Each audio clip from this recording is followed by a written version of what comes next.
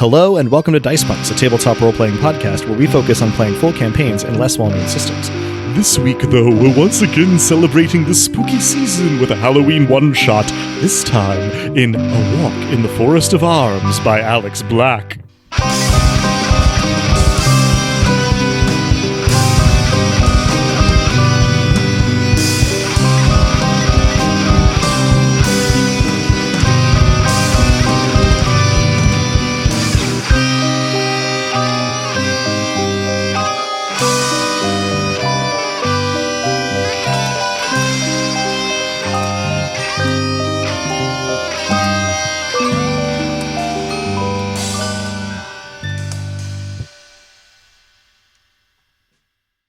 Hello and welcome. I'm Adam, your spooky neighborhood game master, and joining me are... Hello, I'm Drew, and I'll be playing William, a wheelwright gone wrong.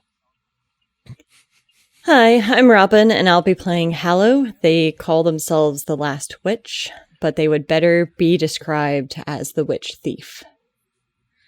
Hi, I'm Des, and I'll be playing Cole, who... I think I lost my twin. And hello, my name is Nick, and I will be playing Hector.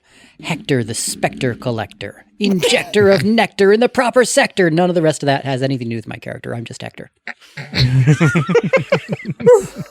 The rhymes were excellent, though. They were very good. I was Am I to so- understand I- there will be no specter collecting or nectar? Because that's a bit of a letdown. Yeah. We'll I'm see. Time will beyond tell. Maybe that's my disappointed first that- choice. I am literally... You are going to hear me typing in just a moment in the final edits as I add... Hector, Spectre Collector, and Nectar. More like to this intro document. perfecter. Injector of nectar into... More like intro perfecter. Collector of nectar is very good too, though. There we go. Yeah. Injector. Nectar sector injector. All right. So... I've the already Harbor gotten us lost. Prospector. We're not even in the forest, and we're already lost. No, it's very, very appropriate that we are lost, though, because what we're doing this time is we are playing A Walk in the Forest of Arms. And I am going to read the thing that the rules document tells you to read at the top right now. This is supposed to be coming from the sort of back cover of a VHS slipcase. The latest adventure from Rankin Bass and Ralph Bakshi is here on VHS to shock and mesmerize you. There, in the woods, a dark monster walks. Legends tell of the monstrous arm queen of the dark woods, whose very corruption is fertilizer for evil and demons. In her insidious hand-home, she creates artifacts of skin and bone, said to be instilled with incredible power akin to the godly relics. Her most powerful relic is the dreaded Goblet of Nails. Everyone knows of the Goblet of Nails and its power to grant wishes, and many become lost trying to find it. But when two orphans, Orlando and Shiva, try and find shelter from the rovers, they find themselves the newest lost. And the Arms Queen knows them. She knows where all are in her domain. So, in case it's a little confusing, because Rankin Bass is sort of the champions of things that you think you dreamed while you had the flu when you were 5, A Walk in the Forest of Arms does not exist. It is not actually a Rankin Bass film. But it is sort of the conceit of this micro TTRPG. It reads in its introduction that this is a horror fantasy RPG adaptation of the seminal 1974 Rankin Bass animated film A Walk in the Forest of Arms, directed by Ralph Bakshi. Just like in the film, suffer and survive the terrible paths the dark woods contains, and try your very best to avoid the longest fingers of the Arms Queen. Which is all very evocative. But again, this movie does not actually exist. We are evoking... yeah, me too. We are evoking the idea here of a movie that you think you remember from your childhood. And if anybody has seen these Rankin Bass movies, they are often kind of hallucinatory in their structure and imagery, and washed out in their color palette.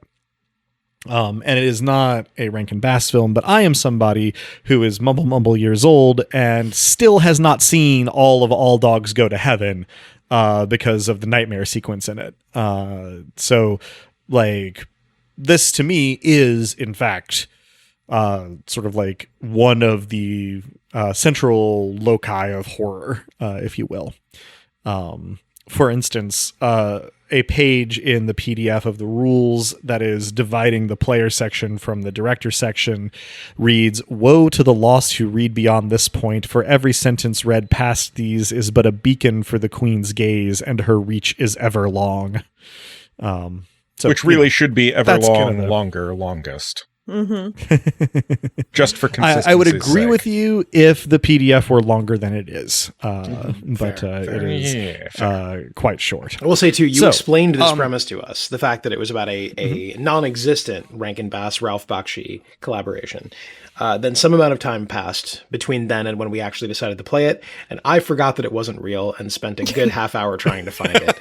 Wait, was this recent? Yeah, very. Because I've already sent you on the path to try to find this movie a few years ago when it first showed up in our... And then I remembered that. I was over here kicking myself like, do I confess that this has happened on air? And it convinced me that there is a Rankin Bass I have not seen. So that probably does as much as we possibly could to set up the idea here. You heard some very brief character introductions. I'm going to narrate a little bit, and then we're going to get sort of the in-character introductions like we have done for these one-shots in the past, from the, describing yourself from the perspective of onlookers and having some initial dialogue, and then proceeding onward. I'm going to explain first a little bit about the mechanics here, so that our listeners can follow along. Insofar as this game has die rolling, it uses D4s, and the structure is that initially there will be 4 possible paths, and one of our player characters, will be the guide who rolls a D4 to choose one of those paths. And then they will also be the one to roll to overcome any obstacles along that path, though they can be assisted by up to one other lost in those rolls, who will also roll a d4. Ones are failures. Everything else is a success. And an assist roll that does not roll a 1 also is a success. So it is relatively easy to succeed in getting through these obstacles so long as you have help. But each lost, we are streamlining the rules a little bit because we are doing this for one-shot play and not campaign play. And so each lost can help once per path. And then at the end of the path, there is a choice, which can be voted on using the guide's initial roll +1 as their votes. The lost can have 1 vote or 2 if they assisted on that path, and then I as director get 2 votes. Each lost also gets 1 veto where they can just stop any given thing from happening. Again, we have streamlined the number a little bit here. And the guide, whoever chose that path with their roll, can, if they wish, choose to override a decision that would otherwise have their character dying. You chose the path. You do not have to die upon the path. And we're not witchers. And that is one of the things too that other players can use their veto on. If you decide to, make a noble sacrifice and one of the other players still has their veto and disagrees, they can keep you alive. Tonally, and this is also perhaps where some, potential content warnings will appear for our listeners.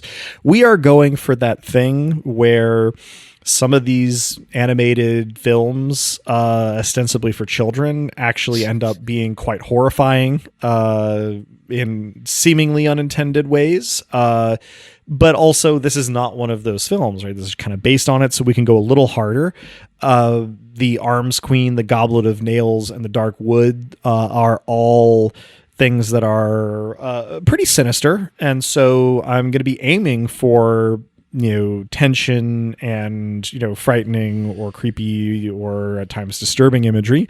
I'm going to stay away from some of the things that my players have evinced a desire not to see.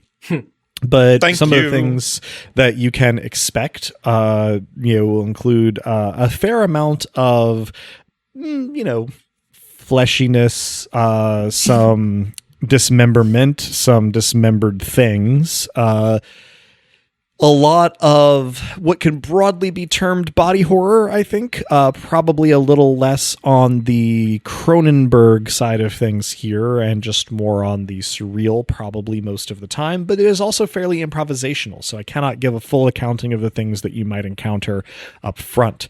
It seems like the kind of setting where there is dismemberment and memberment both. Yes, multi-memberment.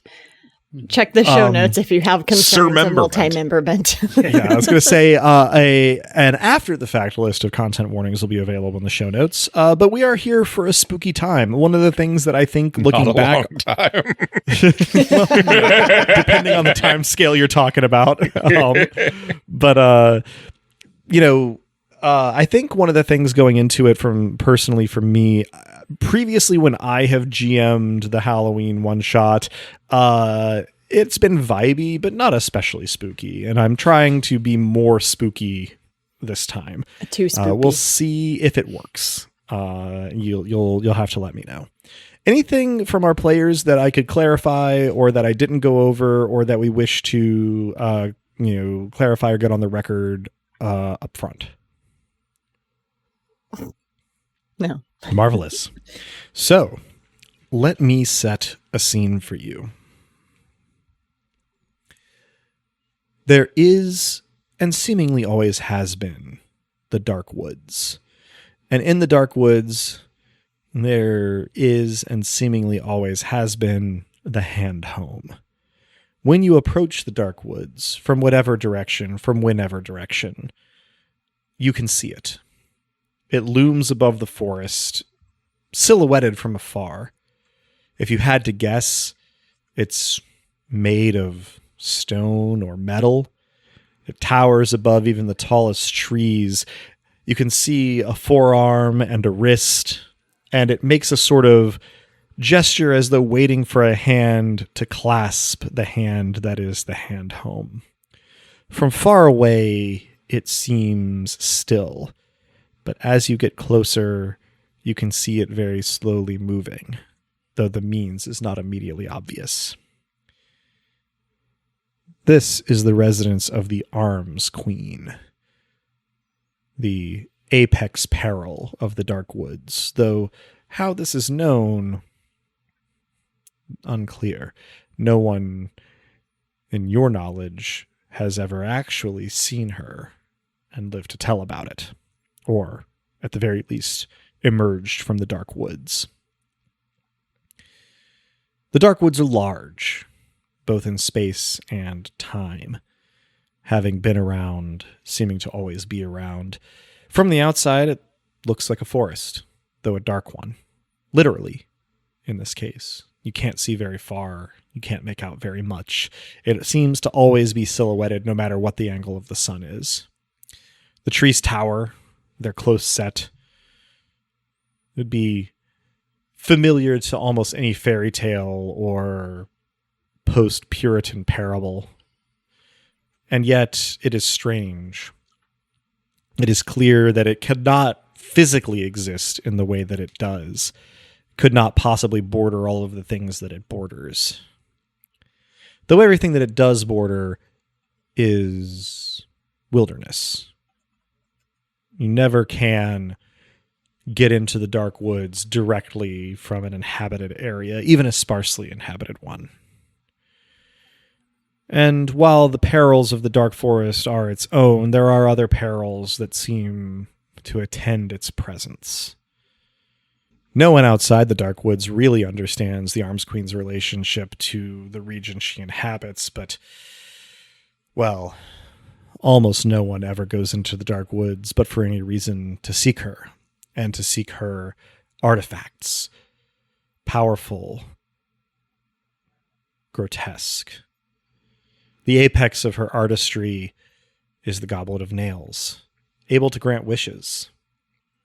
It is unclear to those who stop and think about it how anyone exactly knows what this artifact does, or even that it exists, for certainly no one describes it when they speak of it. Each of our lost came to the Dark Woods of their own accord, entered in their own location, perhaps even in their own time.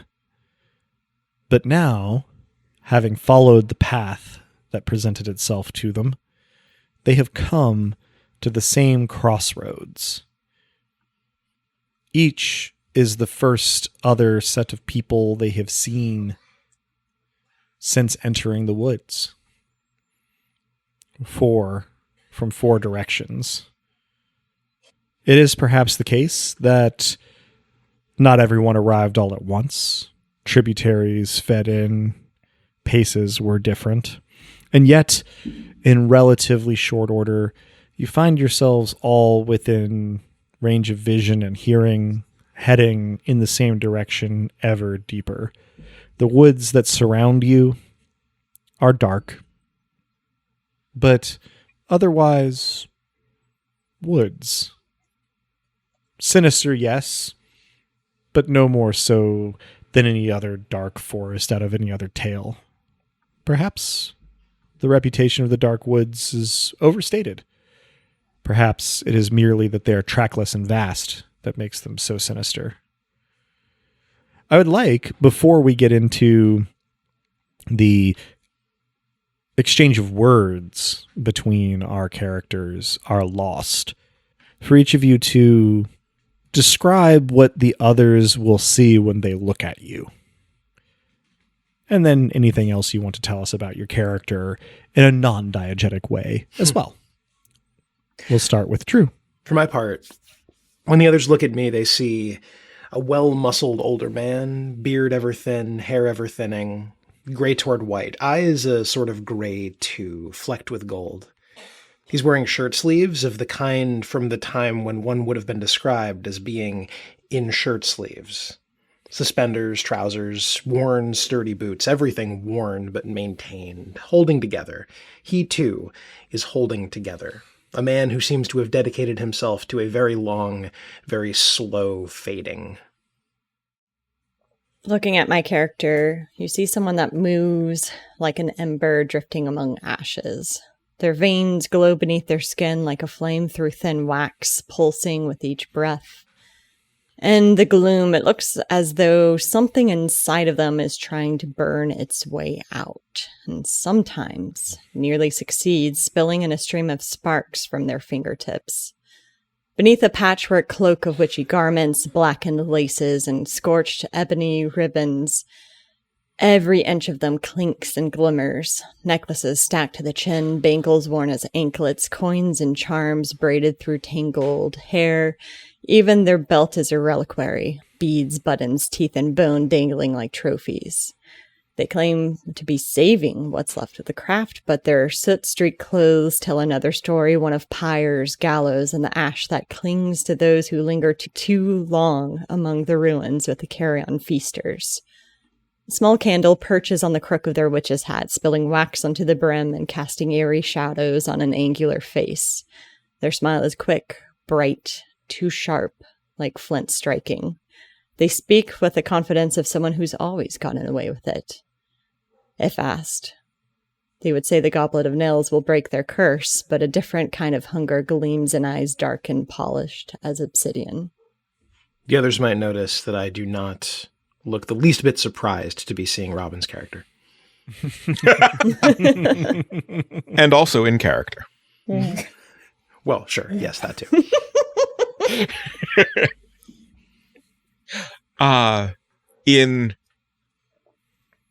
honestly extremely thorough contrast to the above. You see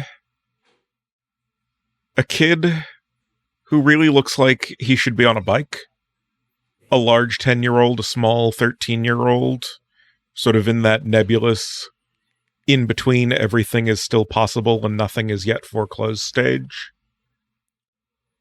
Sandy brown hair of a sort of forgettable or dismissible tone, and a wild look in his eyes as he looks everywhere but the path ahead. Hector is,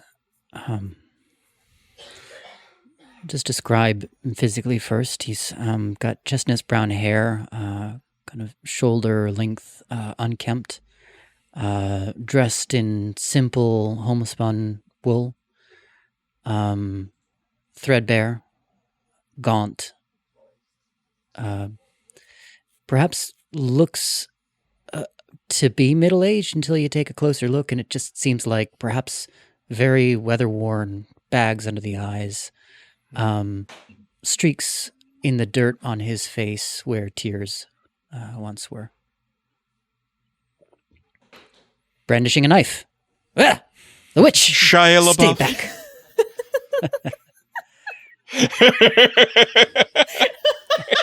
Sorry, it was reflex. I think I've just realized why my Halloween one shot wasn't very scary.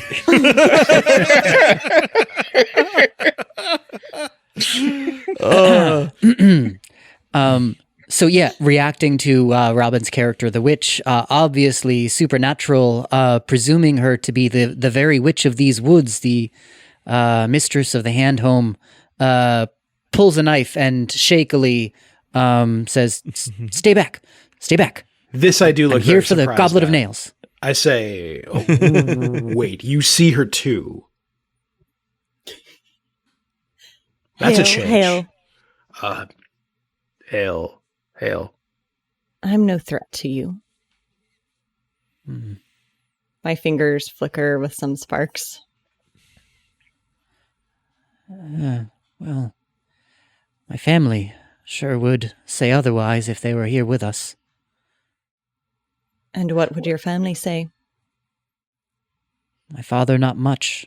When he showed back up on our porch, after having gone into the woods, he was maimed terribly. Tongue torn out, 3.5 limbs gone, barely alive. It just gets darker from there. But my family, I need to bring them back. That's why I'm here. Are you not the witch of these woods? I am not, but I seek her. Perhaps we could venture together then. I don't know what strength I can add to yours, but more is better than less. More is better than less. I'll journey with you as well if you would have me. You'll have to pardon me. Usually when I see things aflame, only I see them. My wife always said it was a gift. I'm not so sure. I seek the witch as well because I think perhaps this goblet of hers can take away the flaming things before my eyes. Can we please establish whether we all see the child? Yes. Yes, it's a dangerous place for a child to be. Do you often hallucinate children? Often. Usually standing on the gates of cities which I'm told do not resemble cities yet built. Blowing trumpets, such like. Such fascinating company you'd lump me in with. If you don't have a I'm trumpet, here- that's no offense. Not everyone has to play the trumpet. No. Clarinet. Ah. And you do both see him. Okay. I am seeking my other self who admittedly does play the trumpet, but not, I think, in as biblical a fashion as you're suggesting. That's good. That's good. Those who do play the trumpet need not play it biblically, in my opinion.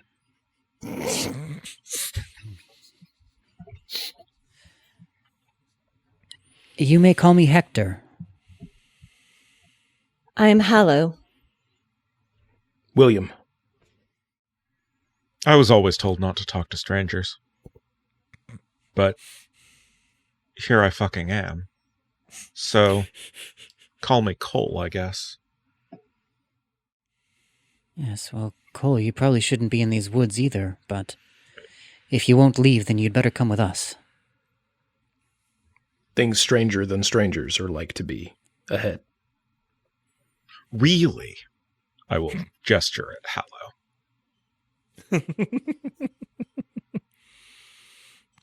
As this conversation has taken place, you all have been walking closer together, but further into the dark woods. The trees to either side of the path are tall, gnarled, but familiar. There are, perhaps to those who know what to look for, an unusual mix of trees that wouldn't often necessarily be found in the same place in other environs. Pine and fir here, ash, elm, yew, beech, and oak there. Certainly not a typical forest, but in some ways a typical evil forest. The trees as you go are closer set to one another, and as the conversation takes place, the noises of a forest are getting quieter. The scampering of small animals, the flapping and calling of birds, the wind in the leaves and the falling of acorns and pine cones. Not absent, but muted. There's enough light to see the path by, the path trodden dirt over roots with leaves and pine straw thinly spread about. But it is not entirely clear where the light comes from. You wouldn't know this necessarily, but it was different times of day for each of you when you entered the wood. But now it doesn't seem to be day or night precisely, just in the woods. An ongoing dim now. Just so. You certainly have time to converse further amongst one another if there is anything in particular that you need to say and say on air. But in the fullness of time, you will come to the first split in the path. So if there's anything you need to establish with your fellows presently, now is the time. Anyone else surprised at how normal these woods are? Ash, oak, elm. I guess I was expecting limb, arm, hand. They hold many secrets, I suspect. Probably also a fair number of hands. Likely, like as not. They But, make good you know, wheels, though. not a ewe to be had. True. Maybe it's a metaphor. For I don't know. I haven't thought that far. I'm nodding as though this is actually quite sage, what has been said here. Robin, I lost what you said. A test, perhaps. That's as good a point in the conversation as any for you to arrive at the first split in the path. The path that you're on, as quotidian in relative terms as it is, splits into 4 here. In no particular order, because it will not be especially relevant. The first path is much like the one that you're on now, but you can see some blue-green glow as a lichen or moss takes hold further down this path that has some sort of phosphorescence to it. The second path shades from the greens, browns, and almost blacks of your current path into something warmer, more golden. The bark gets browner, the leaves get yellower, the dirt shades up from a dark brown to a lighter silty color. The third path evinces a little ways down some flowers, whitish in hue, quite large, dangling over the path, but not in evidence to either side. And the fourth, well, you can't see much of it. It seems to get darker, both the lighting and the coloration of the forest as you go. Who is choosing the path at this juncture? I think I'm choosing. And I think I step up and say, well, I don't know where we are. There's a lot I'm sure we all don't know, but so far I recognize the trees. I have a sense for these things. If you all don't mind, perhaps I'll pick which way we go first. And that's the roll of a D4. And that's a 2. All right. A 2 is the path that leads into a sort of warmer, butterier tone. Don't know if we'll find any U, but this might be the best in my opinion. That makes William our guide with a capital G for this path. And keep in mind that too, because it will affect the votes that you get at the end. So, your group sets off down the yellowing path, as I will call it. I do send a longing look towards the glowing lichen before setting forth on this path. You're unsure whether or not the glowing lichen sends a longing look back at you. I like to think it does. This is, after all, not the Forest of Eyes. Indeed. Alas.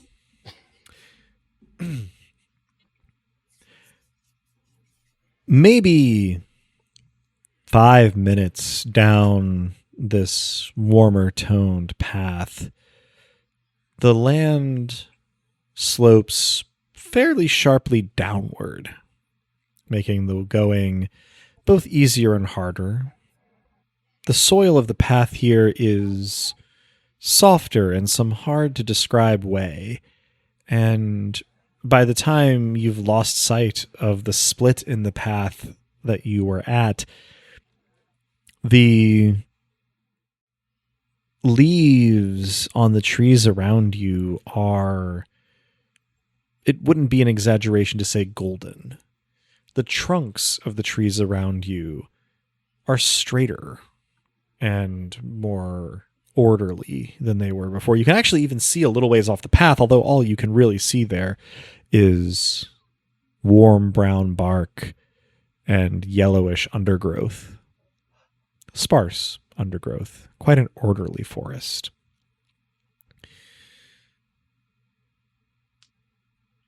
As the path slopes more steeply downward, you also get a view through the gap in the canopy that the path causes to open up. You can see out over the dark woods the hand home. It seems somehow noticeably, but not materially closer. In fact, I would love to get our first roll here from our guide, Drew. A D4, if you please. Sure thing. Once we describe what it is he's doing, if one person wants to assist, we will give you the opportunity. What It may did you come roll? up. It may come up because I rolled a 1. All right.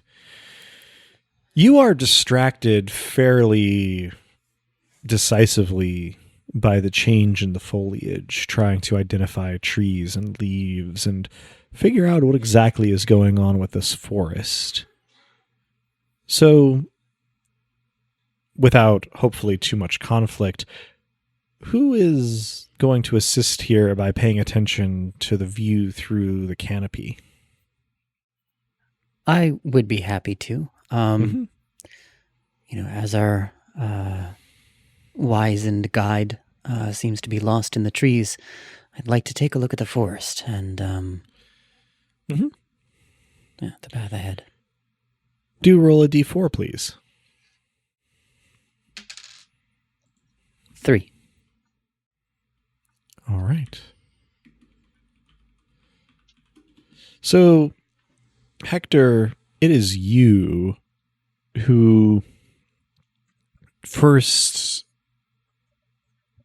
concludes that the open-ish hand, as though waiting to be clasped, of the hand home is closer to you, but the forearm does not seem to be.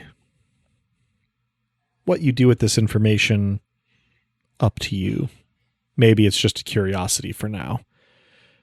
The other thing that you notice is that the light through the canopy is of late afternoon, a little ways from sunset, but that is not the quality of light along the path.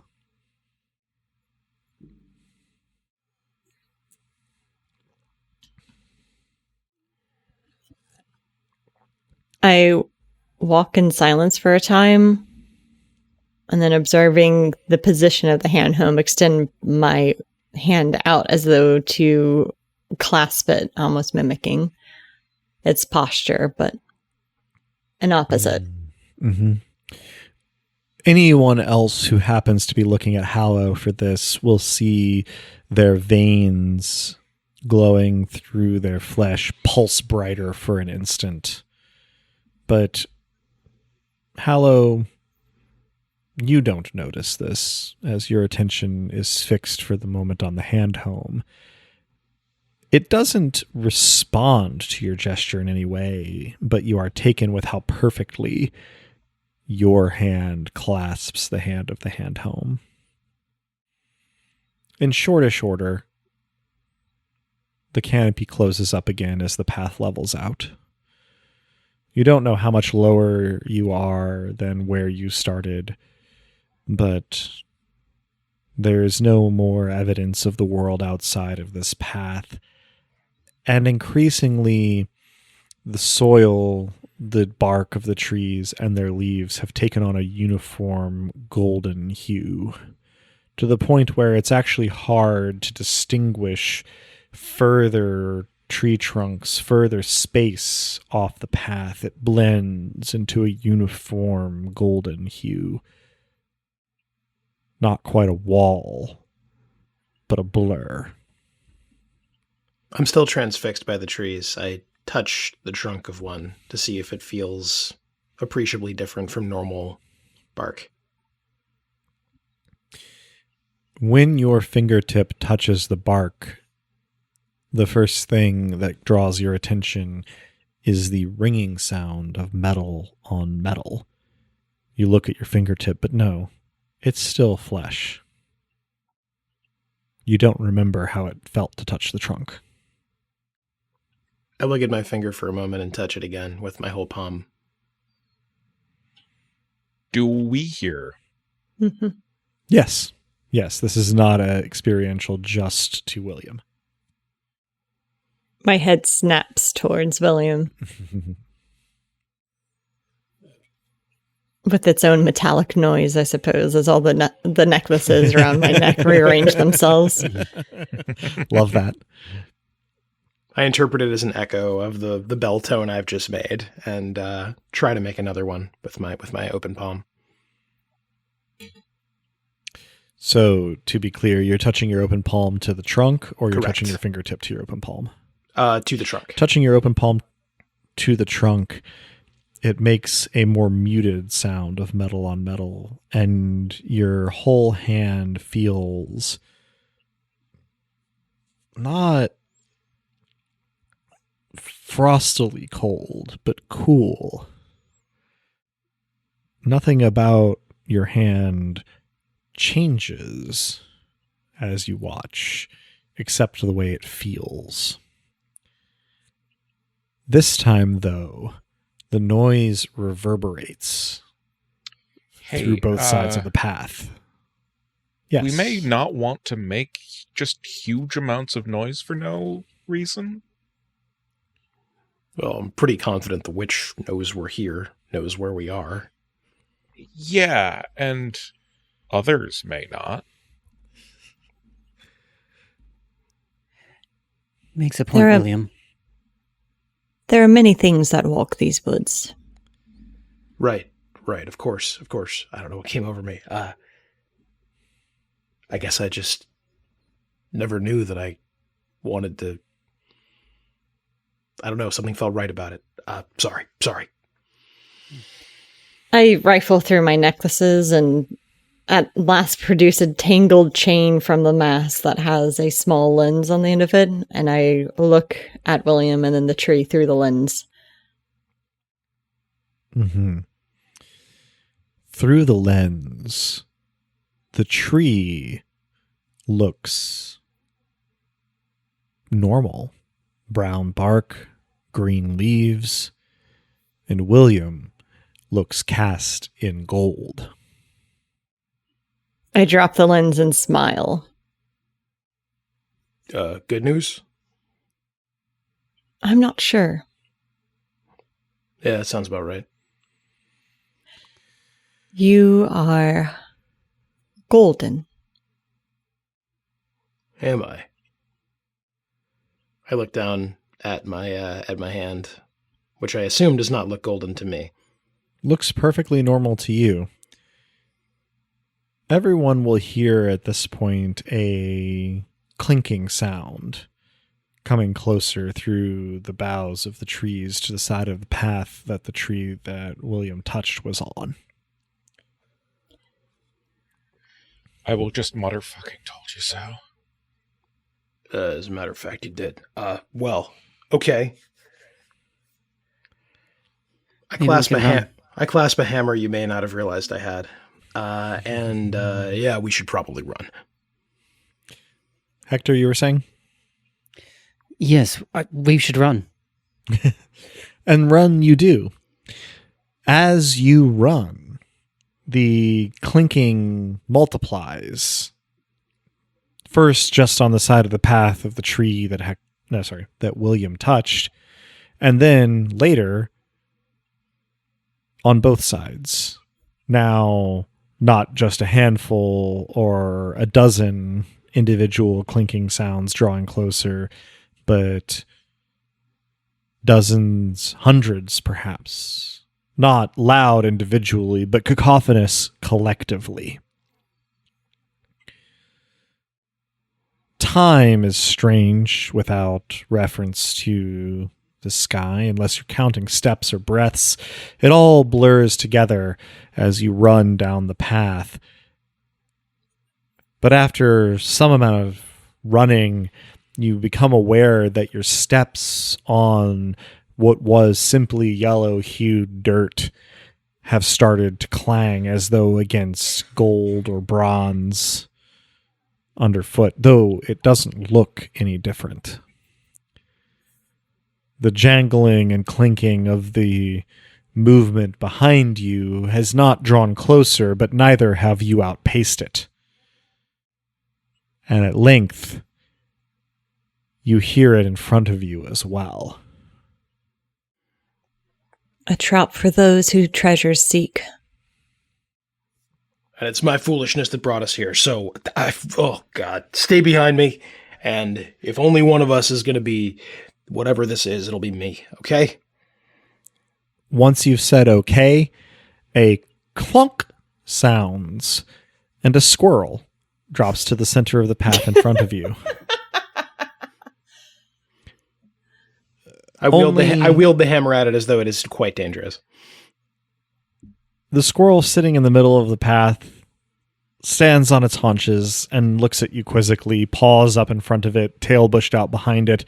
But it takes only a moment's observation to realize that there is something unusual about this squirrel. All of the parts are in the right place. It is the right shape. Its posture is correct. But it is not made of fur and flesh. It is made of metal. Gold and bronze, some elements of copper and iron, a couple fixtures of brass. And in the silence, as you come to a halt and all of the clinking and clanking behind you silences, you can hear whirring and clicking. It seems that this, for those of you who are familiar with the concept, is some sort of enormously sophisticated clockwork squirrel. Wondrous. God, they have fucking animatronic squirrels in this forest?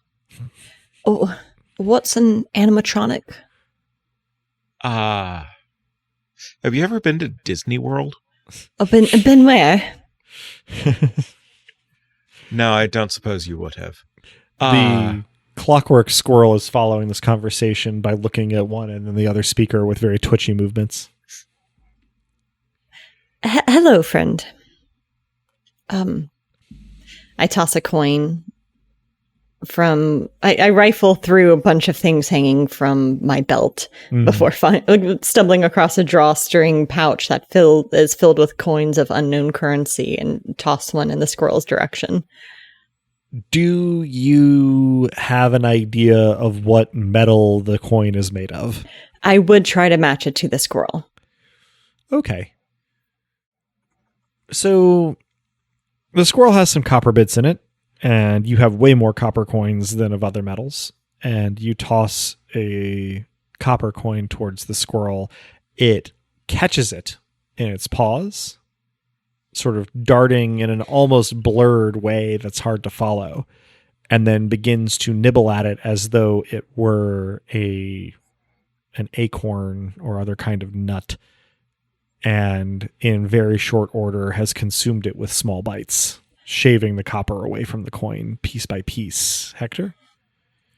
Turn to my companions. Do you suppose that's cannibalism? Lots of things made of meat can eat things made of meat and have it not be precisely cannibalism, I guess. No, that's valid. Good thinking. It seems happy. Or it was perhaps foolish of me. Where there's one, there's more, and they may all be hungry. As you finish saying that, you hear clanks dropping from the canopy behind you. I put away my hammer, thinking it might look really delicious. And also not wishing to cause a diplomatic incident.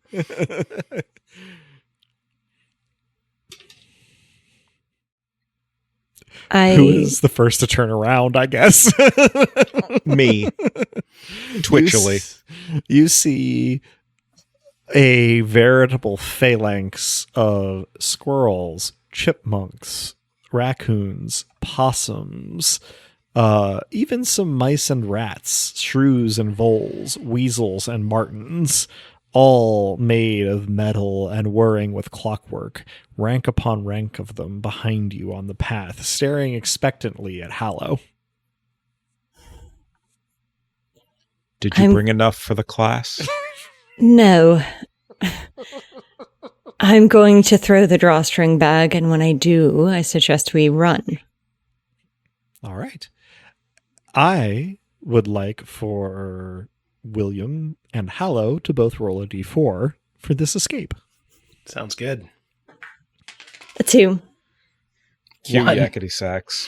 All right. Well, I'm glad that Hallow got a 2 then, because Drew, you've rolled 2 1s so far. I sure have. You may want to retire that dice. This die is very much in prison now. Put it in the jail. Hallow, you take charge in this moment, flinging the bag and grabbing the wrists of those. Sorry, go ahead. I do try to scatter the coins too as I'm flinging it, not just the whole bag. Sure, yeah, like flinging the coins out of the bag. Okay, Yeah. Thank you for the detail there. So yeah, flinging the coins out of the bag behind you and running forward, sort of briefly either jostling or grasping, up to you exactly how it happens. Those around you into motion as you dart forward over the clockwork squirrel and down the path, which starts to slope back up slightly as you proceed, and noticeably become less golden, less yellow, less metallic. In relatively short order, you lose the sound of metallic wind-up pursuit.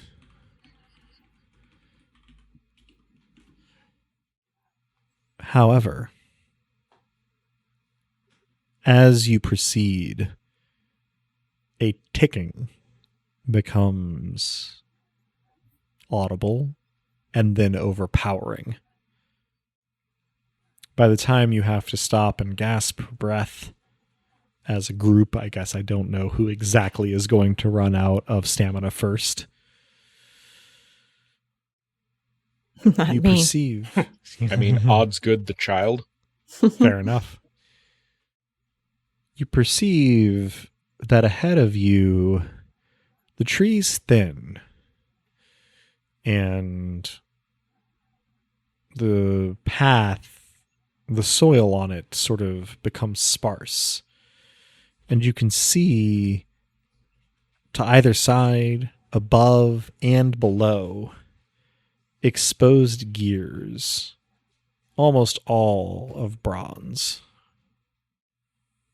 and a rectangle of darkness in between, above, below, and side versus side, from which the noise emanates. Beautiful. Is this familiar, son? Is this like Disney World, where everything's a clock? It's certainly about as automatic, yeah. Your footfalls land on something akin to glass as you begin to walk forward once more. And the rectangle of darkness between the corridor of various gears. First, the noise of the ticking gets louder and more overpowering, and then you see that there is, in fact, some kind of barrier, an unaccustomed form of door or wall, perhaps.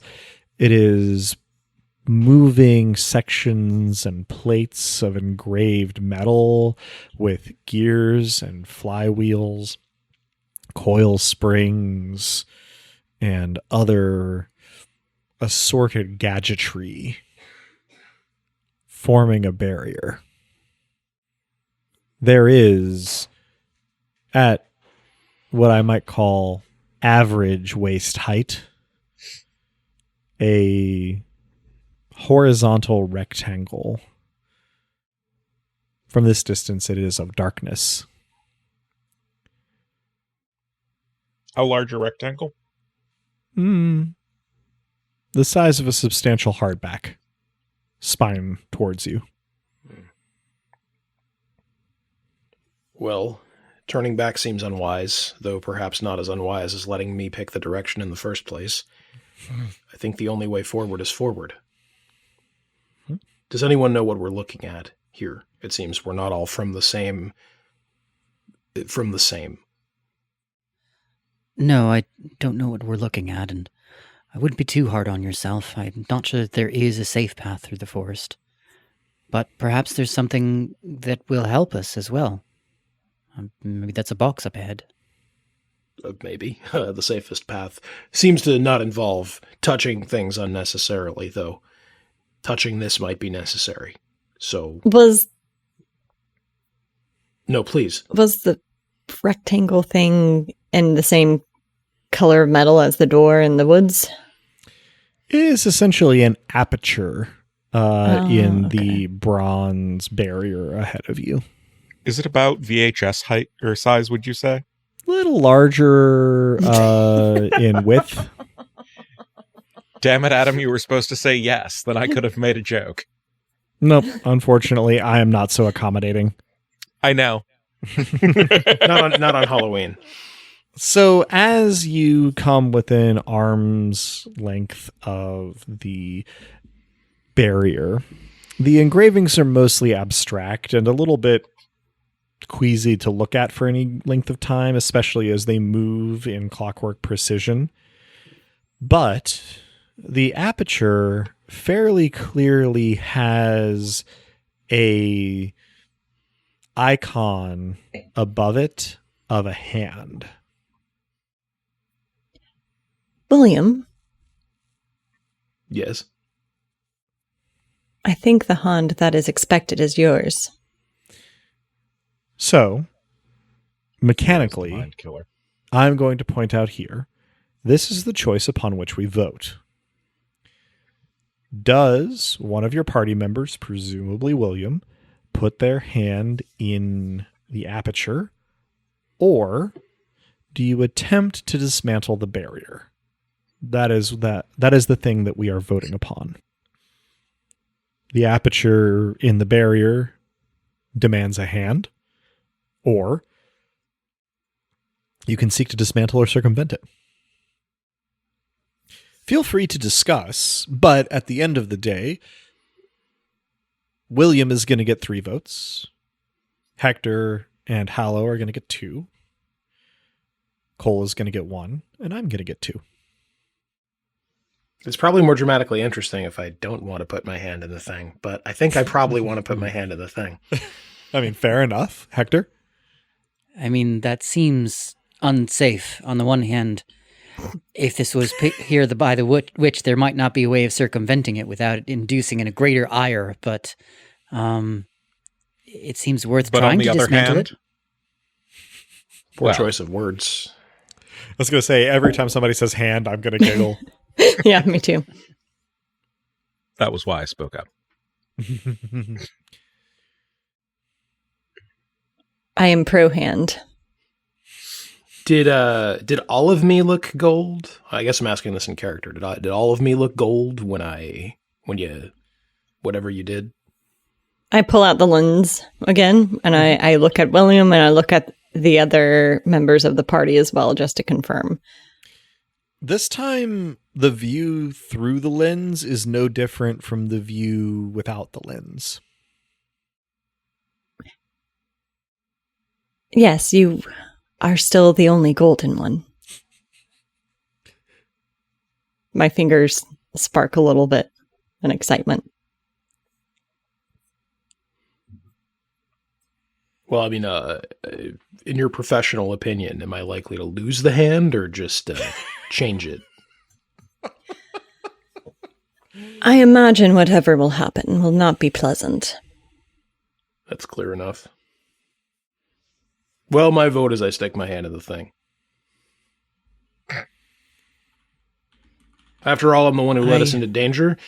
If something unpleasant is already happening to me, then that's my own damn fault. And, well, no other way forward. I believe that each person chooses their own path, but for what it's worth, my own father was several limbs down, and that he was the lucky one that returned. My sister wasn't so lucky. So do what you will. I think that we should try something else. To clarify, do you mean from the woods? Yes, I know that he sought out the woods, and I know that he returned on our doorstep bleeding out. He was seeking to get us out of poverty. It's not a bad justification, but yes, our family was harder off than it was before he took off, because then we had to take care of him as well. I'm sorry to hear it. For what it's worth, I'm here because I, well, not really leaving anyone behind. My wife died And she was the one who was invested in these visions of mine, and she's the reason I made wheels all these years. And I don't know, maybe I take the trees as a sign. Ash, oak, elm. The ash bends, the oak doesn't. The elm being interwoven is best for the nave. I've worked with these things all my life, and I passed through them, and I passed through to something different. I'd miss making wheels, wouldn't miss the visions, but some peace and quiet sounds better than going back. I appreciate your concern, but, well, we're as likely to get hurt taking it apart as we are playing the game, I think. I'd still vote to try to take it apart, but it is your hand. For now. I support you in putting your hand in it. I tear off a little bit of a thread-worn cloak, and I'm prepared to tourniquet whatever's left. As it stands, by my count, we have 5 votes. William puts his hand in the aperture. 3 votes. William does not put his hand in the aperture, which leaves me with my 2 votes, able to, at best, tie the vote, in which case I think it goes to the person whose hand is at stake anyway. So either way, the choice here is that William puts his hand in the aperture. So William, or Hector. Before we proceed, can we know what your vote is, even if it makes no difference? Because it makes a difference to me. Fair enough. I suppose that my vote is that William puts his hand in the aperture, bringing that side to 7, because I like to empower my player characters to have agency over their own lives, especially when they're potentially doing something silly or regrettable. Because Oh, read yeah. the book, in other words. Mm-hmm. Out of character, I can't wait to see what happens next. So I am, as a player, the person who is always going to do the thing, even if it's a bad idea. So, that colors my vote. It's a one shot. We drive him like we stole him. I approach. I'm holding both hands in front of me, deciding which to put in. I settle on the one that touched the tree. On the off chance that putting in the other one wouldn't be sufficient, I don't particularly want to lose both. Okay. Is the hand that touched the tree your dominant hand? It is not. I would always touch something first with my non-dominant hand. It's an old habit. Sure. Out of curiosity, which hand is your non-dominant hand? That'd be the right. Okay. I always got some funny looks. You slowly but not like shakingly put your right hand into the aperture, and at first nothing happens, but after a couple more ticks of all the clockwork surrounding you, searing pain radiates from the center of the back of your hand as though something has punched through it, though you're not sure that any such thing has happened. I suppose, William, how do you react to searing pain from your hand while it is in this aperture? I scream, though probably less than someone might expect. I don't. My body tenses, but I don't make any attempt to pull away. Everyone would probably get the impression that I've been, burned or perforated at some point before in some context. Sure. And Hallow? I step forward and with a reassuring smile that's perhaps too toothy, I wrap my own hand around William's forearm and help him hold it in place. Mm-hmm. I attempt an appreciative smile. It comes across more like rigor mortis, probably. After a tense but brief interval of William's cry echoing through the metallic surroundings, everything in the clockwork environs has gone still for a moment. And when it resumes, the pain cuts off abruptly. And a chime, as though of a large distant bell, reverberates through the path. Without really deciding to, William, you withdraw your hand from the aperture and observe that from about 3 inches above the wrist downward, you now have a metallic appendage that is not arranged like a human hand, but rather has 4 diametrically opposed articulated fingers around sort of a round palm. That is to say, if you have a grabber claw? A paw.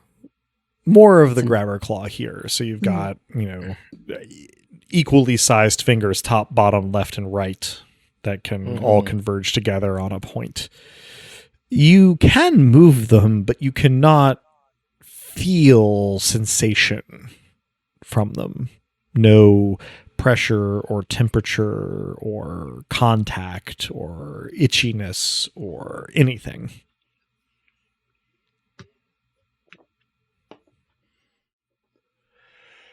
For the record, that hurt. It seems like my smithing days might not be over. That's good. It feels very strange. To be perfectly honest, it doesn't feel like anything, actually. I'd fit right in Disneyland, huh? As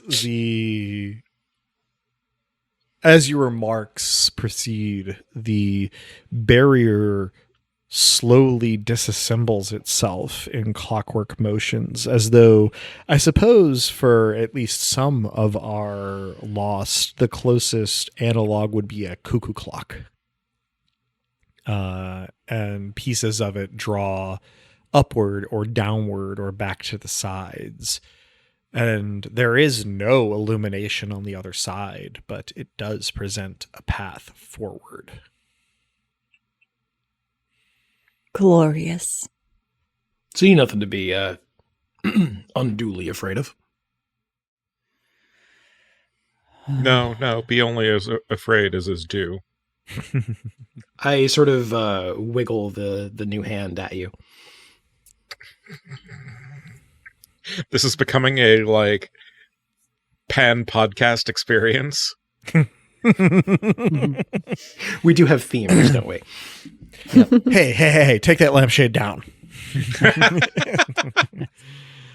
I shall not. All right, fine. I can't make you. So, I have decided never to lead the way again, but I'm ready to proceed if the group is. So who does lead the way through the dark rectangular path in front of you then? I mutter to myself, I'm afraid, and light the candle anew atop my hat with sparks from my finger before stepping forwards. And you lead the way. The darkness only lasts about 10 steps, after which sunlight streams through verdant greenery.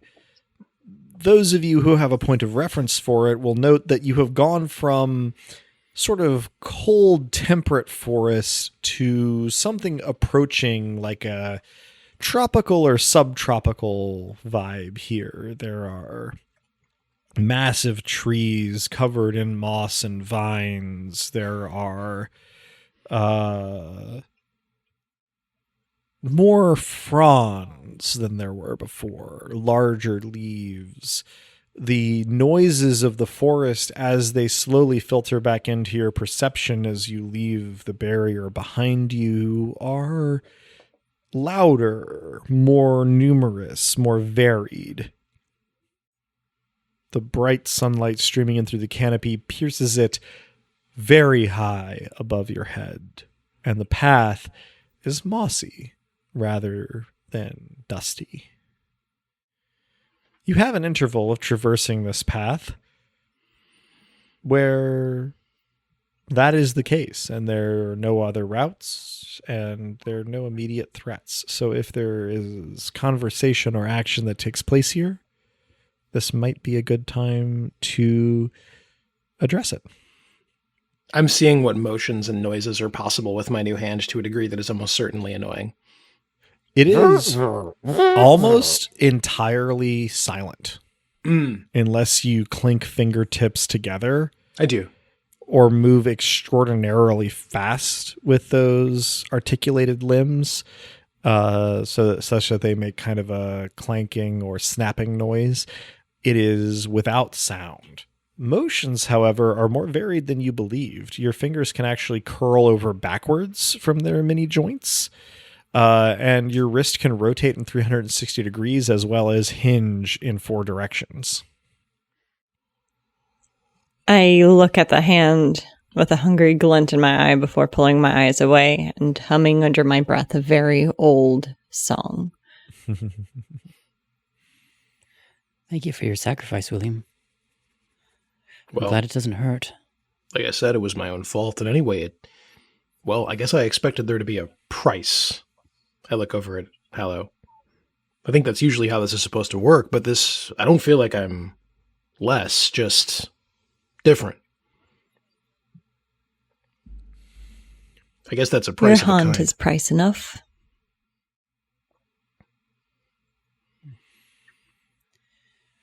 Well, and Hallow, I'm glad that you're on our side. Of course.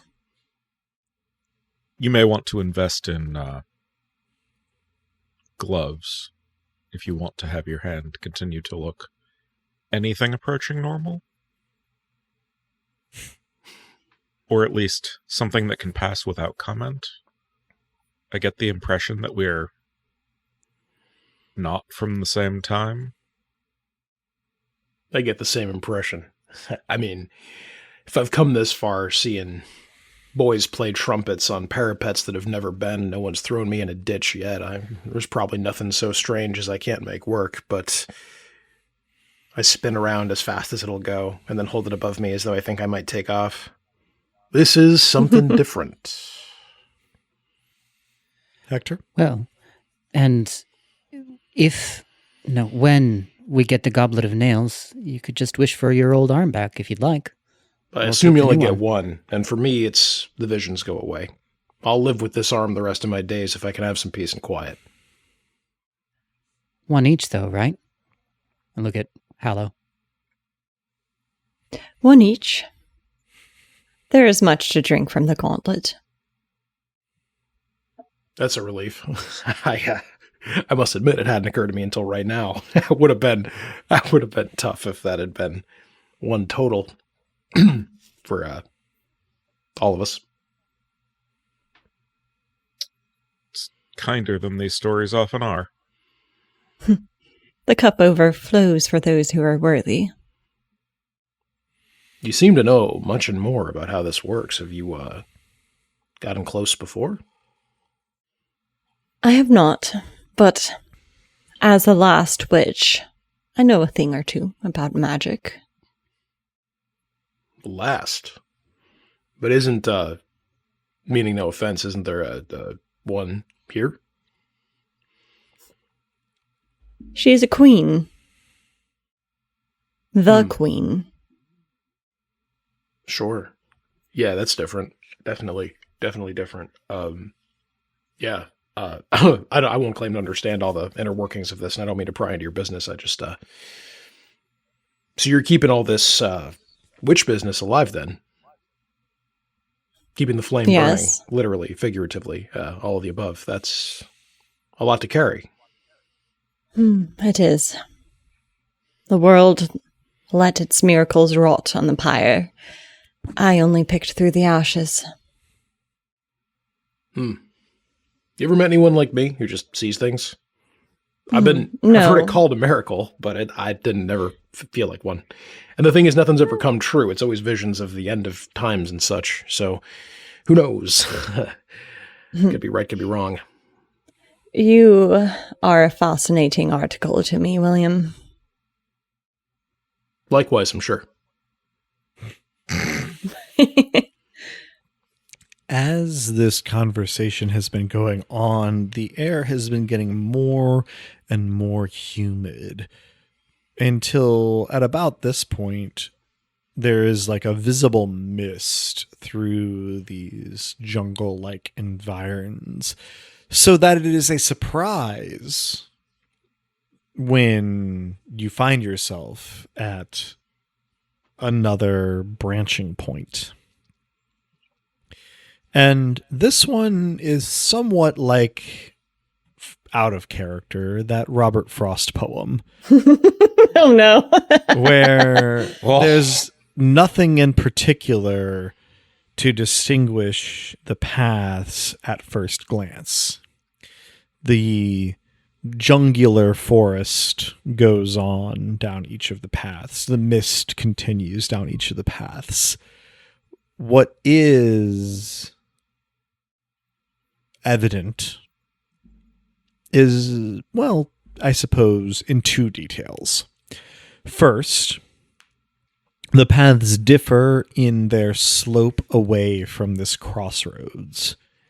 And secondly, they differ in how wet or dry they are. The first path is sloping upward and fairly dry, though there's still a mist. The second path is more or less on level with your current course and slightly damp looking. The trunks of the trees have water and sap dripping from them, and the path itself is very slightly muddy. The third path slopes more decisively downward and is quite muddy, as well as quite misty. And the fourth path seems to drop into darkness, and you can see the glint of standing water in between the trunks of the trees. The mist is thickest there. So who will be our guide this time, and which path have you rolled? Well, I have not rolled yet, but I'll be the guide. I rolled a 1. Okay. So this is... You did not succeed at choosing a path. Apparently. That's not how that works, but I can understand why you might think so. So you take your party, I should say, down the first path. I would certainly consult from my belt a moss agate pendulum that I dangle in front of me and watch how it sways and then walk with confidence towards the first path. Yeah, so heading towards the first path, your companions following you, there is a low mist, as though, not that this would be meaningful to you specifically, but to our listeners, as though on like a TV set with a fog machine going off camera, swirling mist around your ankles and shins, and the trees here stay large and verdant and covered in vines and fronds. You breathe in wet air, but, it's more or less solid ground.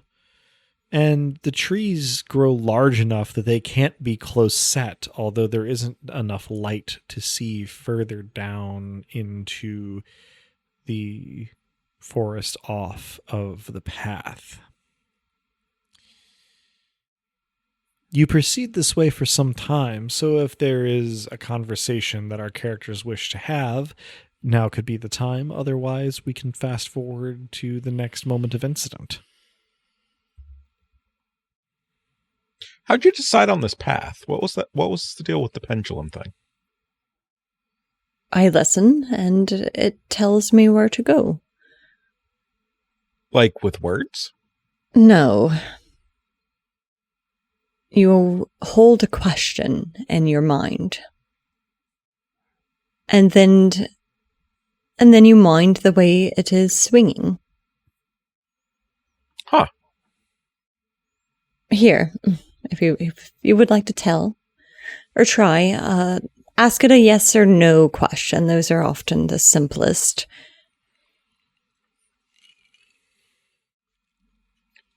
I will think very hard. Is my other self nearby? I did not provide myself with any dice for this because I did not think I was going to need to roll, but I do kind of want this to be a roll. Want me to roll for you? I got. Dez. I'm Okay. going to have Dez do it since Yeah, he's that makes more asking the sense. question. Yeah. Yeah. I like it.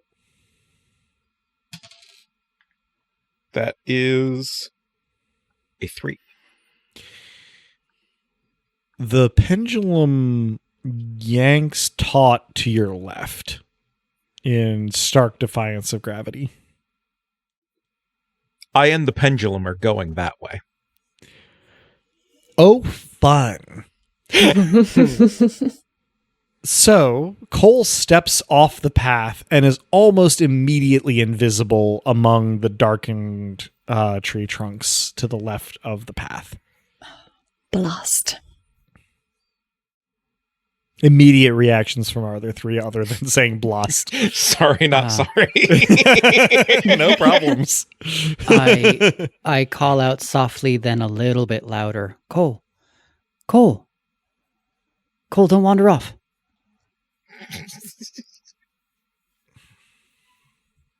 That seems at least as bad as making noise, right? No, worse. He strayed. We need to follow him, right? Anything could be in there.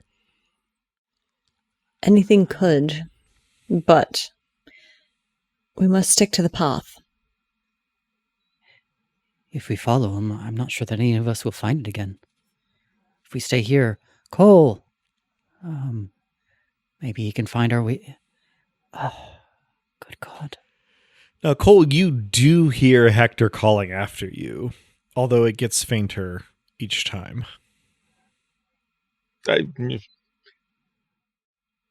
This thing's telling me where to get what I came here for. Mm-hmm. All right, so I need... Go ahead.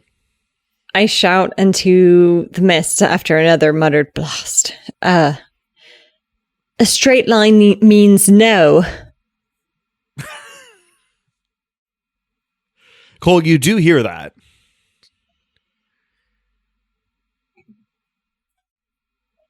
And my fingers spark a little bit. I keep going. All right. The next footfall, Cole, lands in shallow water, about an inch. Back on the path, I need us to decide between the three of us, which is great because it means there can't be any tie, whether we leave the path after Cole or we stay on it. I stay. Mm-hmm. Stay. Mm-hmm. I was going to say we go, but I guess I'm outvoted. Well, if you leave the other two behind, now is the time. What is your decision, William? He's a kid. We can't just let him be out there alone, right? I mean, what are we saying? He's as good as already dead? Or worse? Yes. Worse, perhaps. He has failed the test. I mean, I don't want him to die. I want him to come back, Cole. But I would personally just add him to the list of people to bring back, along with my father, my mother, my sister. Assuming we make it, assuming it works that way. Oh, I take off into the woods after him. All right. Sorry for splitting the party. You know, If you feel like throwing me a candle, now's the time. If it doesn't work that way, I understand.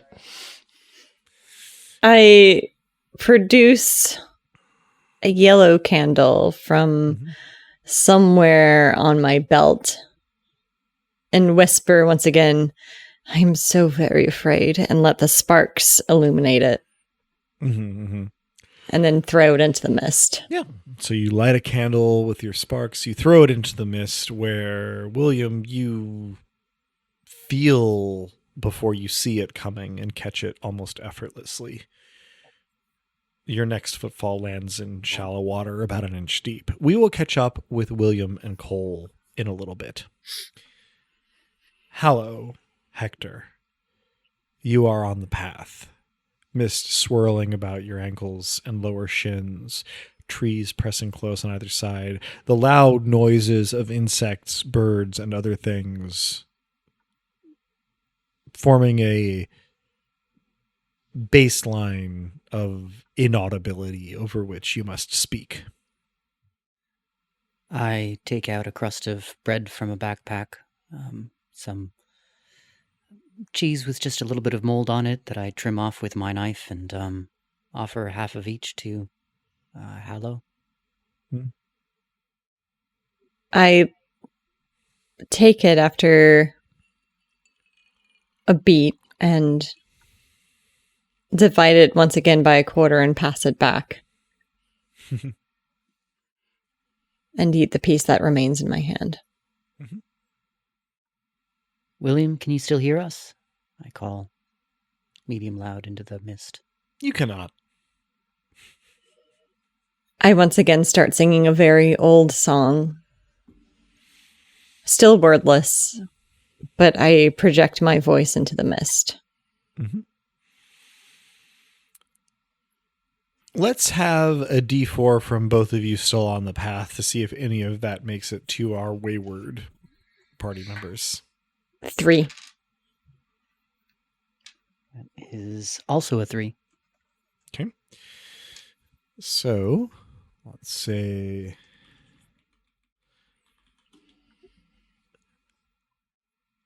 William, you hear from a direction you're not entirely sure of the ghost of a whisper of a song that plays at the edge of familiarity, but you cannot tell from which direction it comes. More central in your perception are the splashing footfalls ahead of you, which you at least assume are from Cole. Cole, the pendant has not shifted in the slightest. It is held rigidly in the direction that you are following it, even as the water gradually gets deeper. 2 inches, 3, then at your ankles. Moving back to our path. Are we proceeding onward, Hallow and Hector? Yes. And as we go, the song develops lyrics. And I sing, I'm not actually going to sing for our listeners' ears, but I sing, "Come, come, children of ember and bone, the path is crooked but never alone. The briar will bite, the hollow will moan. Follow the light I carry home." All right. I was going to interject that I'd suggest that we try to stay for at least an hour to see if they can return. Rejuvenate our strength a bit. Sounds like you may be presented with the choice of staying by yourself or following Hallow. But I'll Yeah, I leave it look to over the my two of shoulder. you. Sorry. Yeah, I look over my shoulder regretfully at the mist and follow Hallow forward. Okay. So, sticking with our path followers for just a moment. As you proceed, the path slopes a little upward, then a little downward, then sort of levels off. And at an interval, you smell first wood smoke and then game cooking and firelight diffuses fitfully through the mist in front of you. Someone else has made camp along this path ahead of you. Maybe they can help us. I say we approach. It could be another lost. Another found. So, Hallow as our guide this time, I would like you to roll a d4 to approach without being immediately detected so that you can see who all is before you. Let me actually throw it into my dice tray. Sure. That's a 4. All right. You make your way quietly forward until you can see in the middle of the path and a very slight clearing around it is a group of relatively well-dressed men and women, 5 of them, sitting around a campfire, chatting and roasting what appears to be a rabbit on a spit. You can see their wagons off to the sides of the path, and they do not seem worried, not in the slightest. I halter at this. Or I halt and falter. And jerk my chin in their direction, making meaningful eye contact with Hector. And then I just point to myself by way of explanation. I nod in 80% comprehension. And I approach more openly, especially as I get closer, so that I'm not surprising the folks that are there. Hail. I'm called Hector.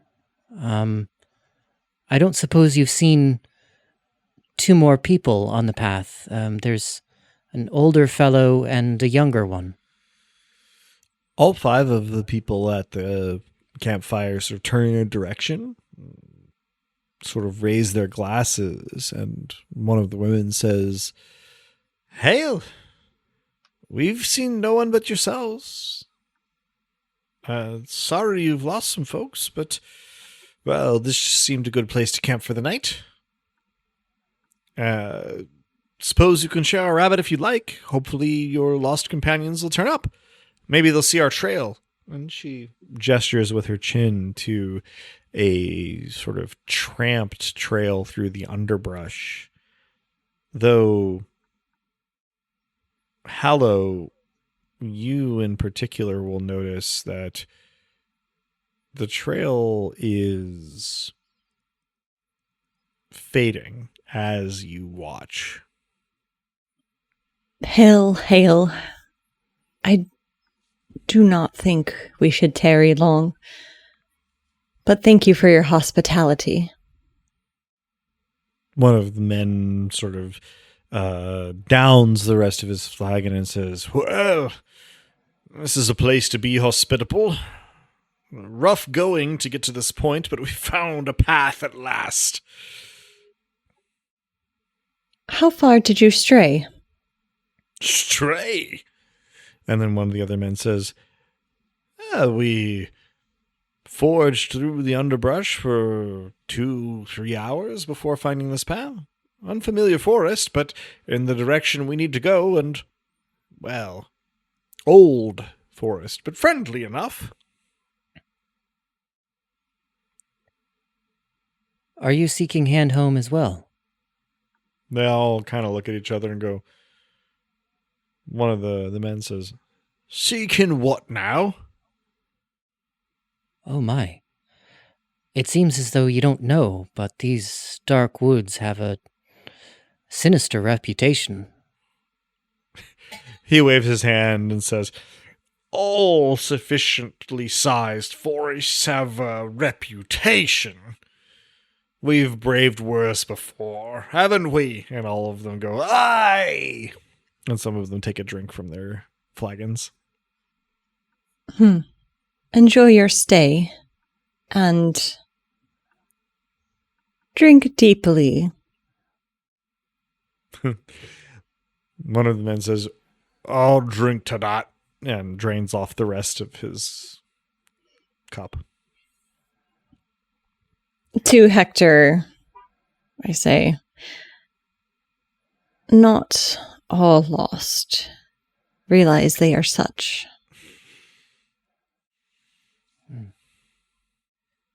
Yes, I guess that's probably true.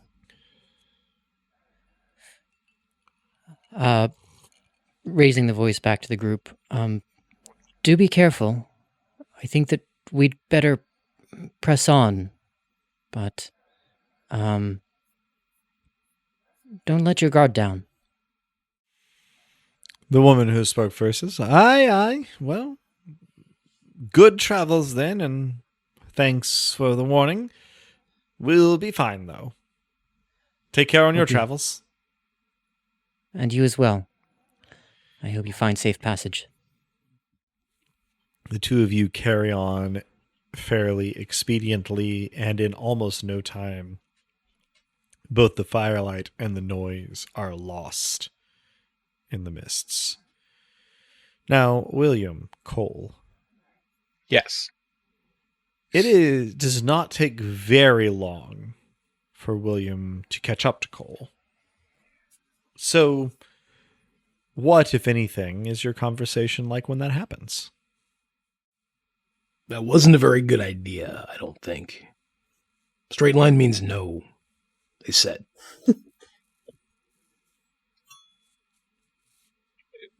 And you trust that. You trust a stone more? Of its own accord? I will stop and, in ankle-deep water, ask the stone whether a straight line means no.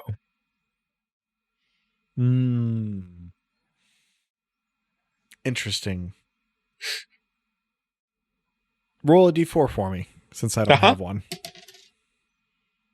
That is a 2. Okay. The stone on the pendant, which has thus far been pointing rigidly in one direction, makes a full circle vertically and then submits to gravity once again as though a normal pendant. I haven't the slightest idea whether a full circle means yes, of course. I mean, either a straight line was leading toward my twin, or straight line means no, and I'm now ankle deep in water and looking like an asshole. I think all of us look like assholes from time to time. That's possibly going to be the least of our problems, though. Be that as it may, yeah. You don't want to hear this, but I've been your age, and I remember worrying very much about looking like an asshole. Trust me. God, you don't want to hear this, but trust me when I say there are worse things. That was not a, like, oh no, I'm wrong in front of somebody. That was, now I've done something possibly stupid if 50% outcome. Sure. Having been there very far less about looking stupid than finding my twin. Reasonable. Now you're talking sense. Having done something stupid recently and having had it work out somewhat well, could I suggest maybe rejoining the group? Forehead's better than, I will ask the stone if it can point us back to the path. There is no response from the stone. That might mean I don't know. Reply hazy. Try again later. That'd be an awful thing for an oracle stone to say. Hello, what do you got? At some point, if it's not overstepping, as we're walking, I halt and I gasp and say, "Circle means yes." And I start to sing again. Mm-hmm. So, what direction, if any, are William and Cole heading? I mean, we can at least have an approximate back whence we came of the opposite depth of water. You've been attempting to go in a very straight line, I would assume. I've Yes. been following you as faithfully as I can. We have a bit of light. We may yet be undoomed. Oh, it is far too early to make that claim. So the two of you do your best to head back the direction that you came, although it is a little discouraging that on that heading, the water is slowly getting deeper. And along with that, the composition of the forest is changing somewhat. Though we'll see if we can catch up to that in just a moment. Hallow, Hector. A relatively short time after circle means yes from Hallow, the path slopes gently downward. It gets muckier and then has shallow water over it, and then somewhat deeper water over it. Still not up to the knees, certainly, but perhaps cause for concern. The queen does not reward the easy paths, I'm afraid. And I resume singing. Well, I hope that means that we're headed in the right direction. I lull my head over my shoulder and smile at Hector before continuing to sing. For some reason, the image in my mind was of your head going actually like 180 degrees back. Oh, it's supposed to be slightly uncanny. Sure. Maybe not 180 degrees, but certainly beyond the range of normal human motion. For what it's worth, the thing I pictured was the character art from Hades 2 for Narcissus, where he's sort of like leaning his head all the way back to behold you like behind him.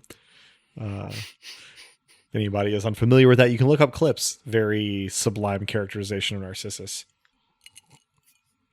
For both of our pairs, the water has gotten deeper, and the composition of the forest has changed to be increasingly cypress. You can see the knees poking up above the surface of the water here and there, and the trees themselves have gotten spaced further apart, though visibility has not increased, even as the canopy has thinned, as it seems to be nighttime. There is no direction available, it would seem, that does not result in slogging through water that is starting to approach knee height. At a point, I pause and remove my shoes. It becomes very obvious that they are ill-fitted and mismatched.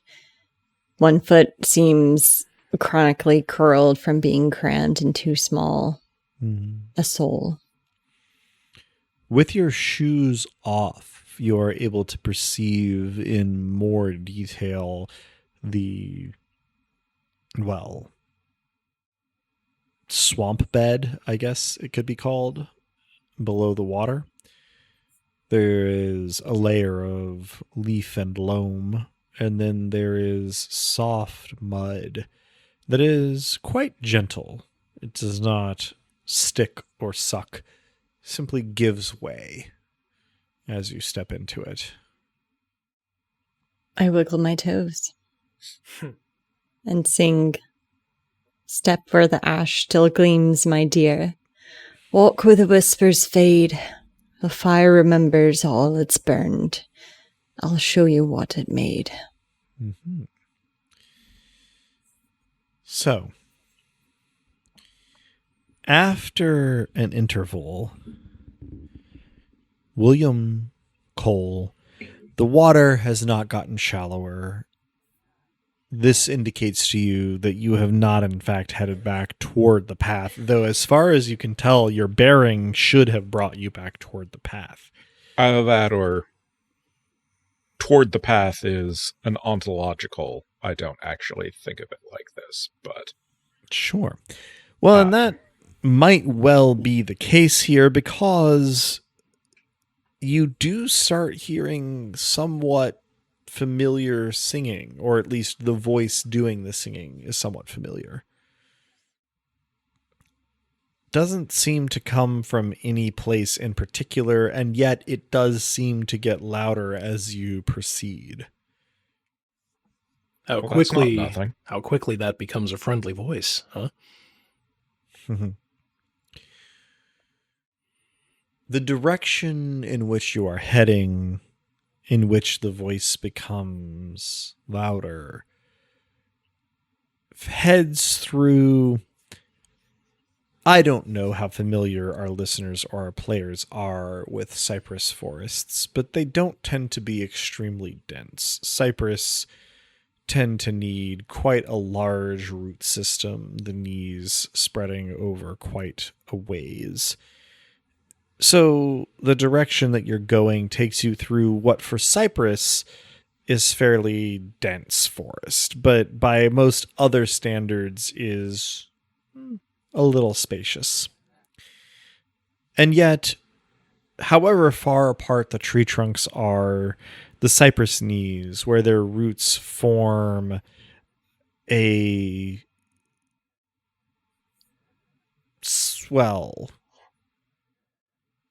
a field of knees popping up above the surface of the water. Several knees on any side of any given tree for each trunk. The knees are denser than the trees. And you walk through the surface of the water just below your knees. Now, as the water has gotten deeper, the forest has gotten more active overall. You can hear frogs, you can hear crickets, you can hear birds, and you can hear the slushing and splashing of things in the water. Some larger and further off, some smaller and closer. As you proceed, you can even hear fish seeming to breach the surface in search of bugs or other small prey. It takes some time, and the singing continues, very, very slowly getting louder. You can even hear and make out the words.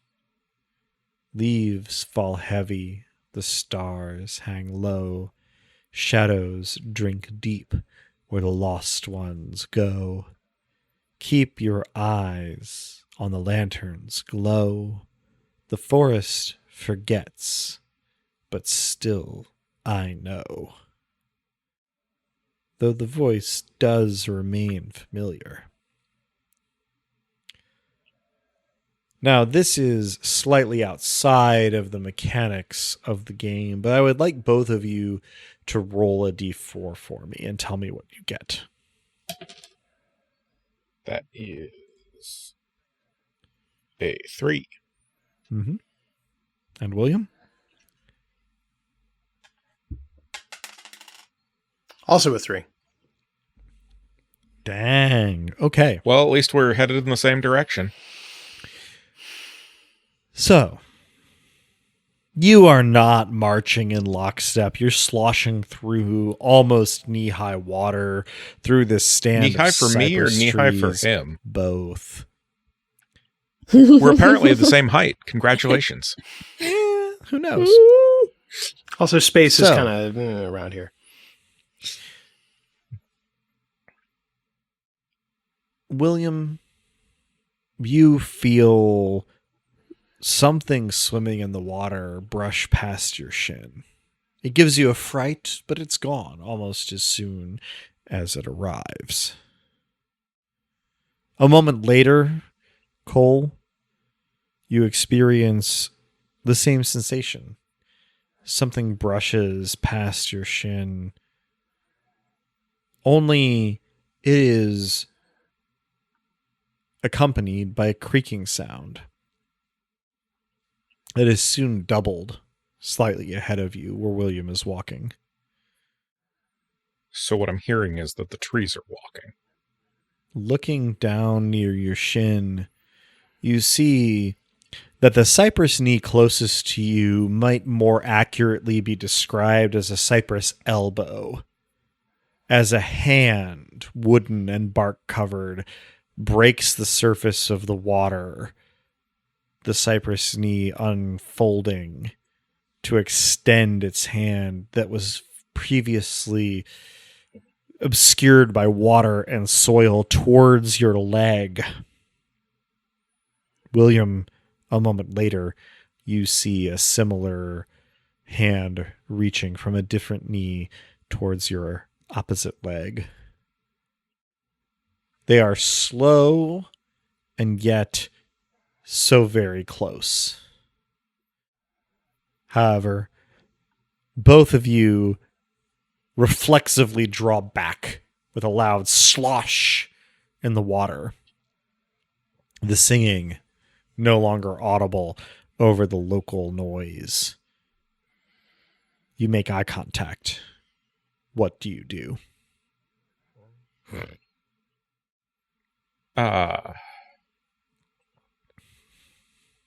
Make eye contact, mostly.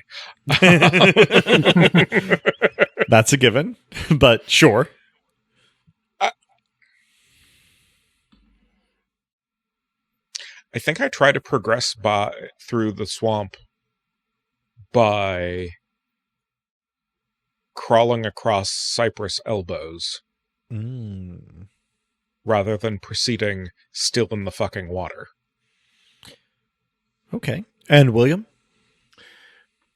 At the moment of eye contact, I definitely tried to put myself vaguely between the eyes and the child, but seeing what he's up to, I follow, keeping an eye out for anything that looks more untoward than what everything already is. Okay. So, the two of you make an effort to make your way forward and to traverse the, elbows, so to speak, of the cypress trees as you go. And William, you are attempting to interpose yourself here between the perceived danger and Cole. Mm-hmm. Now, given your roles, you do make progress here, and the singing slowly gets louder. Now, on the path, Hector and Hallow, you hear loud splashing starting to get closer to you. I brandish my knife. Quiet. Cole, William, I say at barely a speaking voice, edging on a whisper. So it's not entirely clear to either Cole or William how long you have been attempting to avoid the grasping hands of the trees or the roots of the trees around you when you hear, as though inches from your ear, your names being spoken in a familiar voice.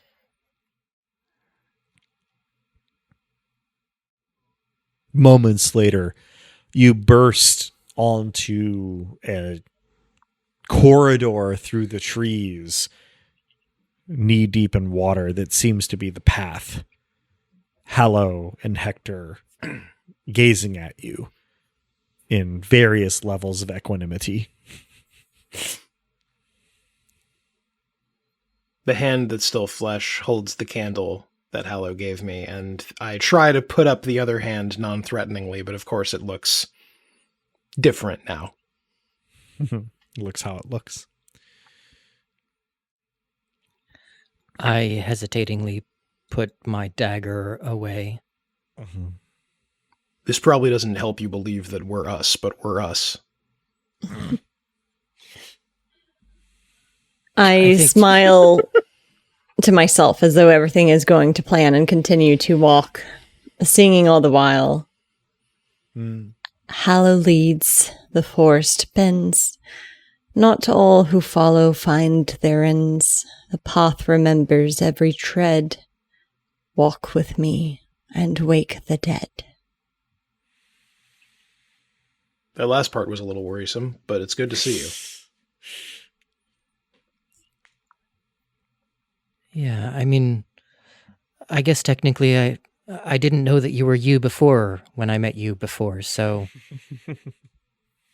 there's just as much or as little doubt as there was before we ever met. Yeah, we've not really, like, established much other than that we seem to be traveling together. Cole, that seemed very... I'm glad that you found the path again. Not everyone does. That is how storybooks go, yeah. The circle means yes, Cole. Well, guess I'm SOL then. Are you done asking questions of my stone? If you'd like it back, then yes. I don't know. It seems to have served you well. I do offer back the yellow candle. I think the trees were, I don't know, afraid, maybe not, respectful of this, so, thank you. That's fascinating. The yellow is for clarity of mind. It's block. That means protection. Well, it worked, or something did. We're Yeah, whole. it certainly was clear that the trees have hands. And still, so too do we. Small. To the degree that we do. Right. Present company, somewhat, well, there's a bit of a, proviso. Should you fall, could I have yours? I won't be using them. Don't want to give you an incentive to, sure. An unequivocal yes. If it happens, you're welcome. Gracious of you. Assuming that as you have been talking, you have been proceeding, the water has ceased getting deeper at about knee level. So, below the taller one's knees, above the shorter one's knees, but about there. And you can still hear the wetlands around you, frogs and crickets, birds and other air-breathing animals, as well as the buzzing of bugs and the sloshing of fish and amphibians and aquatic reptiles. But none of it is particularly close. And as you proceed onward, the path becomes indistinct. The gap between trees dissolves. The profusion of cypress knees and stumps evens out even across the path, and moss dangling from the branches of the trees becomes more profuse, blocking your view further into the forest. But you have a guide who might know where they're going. I'd love, Hallow, to get a D4 roll from you for navigation. It's another 4. All right. Despite all of the forest's wiles, you feel confident that you keep your sense of direction about you. You even feel relatively assured that the two that made their way back to the path are the same ones who left it in the first place. somewhat shaken, but overall whole. And eventually, despite the lack of an obvious path to follow, at length, you do come to a choice. It is subtle, but at least to you, Hallow, it is clear. There is the path upon which the water continues, but clear. A divide between the trees, moonlight streaking silver through the canopy. And on the other hand, there is dry land, but obscured. No clear path. And lit only by that inscrutable visibility that characterizes the dark woods. No obvious source from the light. A test, then. So we'll start with our guide, Hallow. With your 2 votes, which do you choose? I will look behind me briefly to the pendulum and then pull from myself, tucked away in the patchwork cloak, a fistful of bones, and I will cast them. Mm-hmm. And I assume this may be a roll. You can make it one if you'd like. This is entirely up to you, as it is your vote. How do you wish to employ your dice?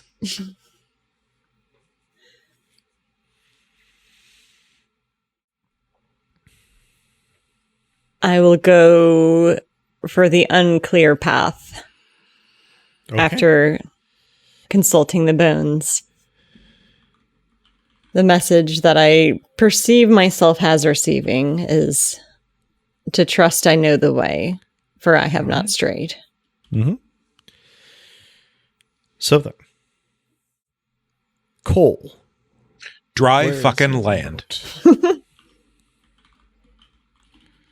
All right. One more vote, dry land. Hector. So, to review the choices, it's dry land or some path through the water that's murky. So Path clarity versus dry land. Yeah, the path clarity through versus the dry. submerged path is clearer. The dry land does not have an evident path, but is not submerged. Dry land. Okay. And William. Well, this one might be unanimous. Oh, okay. Because I was over here second guessing my vote.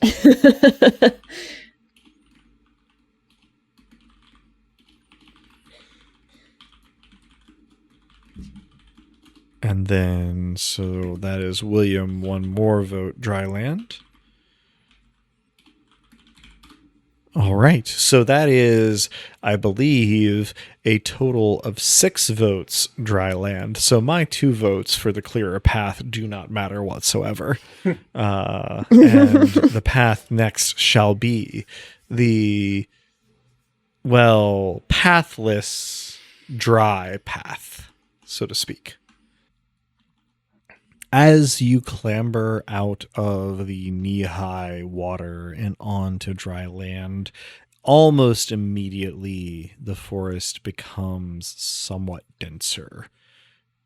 And in some ways a little more familiar, but unlike the trees where you first entered and met your companions, this stretch of forest is somewhat unnaturally close set.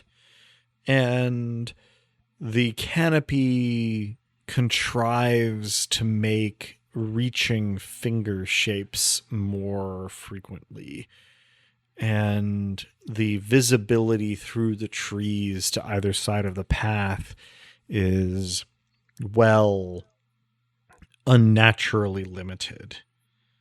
But despite the wetlands behind you, the path slopes down fairly quickly without becoming submerged again. Path, of course, here mostly being defined by lack of undergrowth rather than lack of trees. You're weaving amidst them, as it were. What this does offer you, however, is a brief view of the night sky, with the clasping hand of the hand home closer than ever before, blotting out the stars behind it and part of the full moon. I reach for it again. You reach for it again, but then the next thing you know, you are standing with your hands by your sides. No memory of deciding to put them there. I trusted the path. Haven't led us astray so far. Everything all right? I do not think I've led us astray. I trusted the path. I try to reach again for the hand home.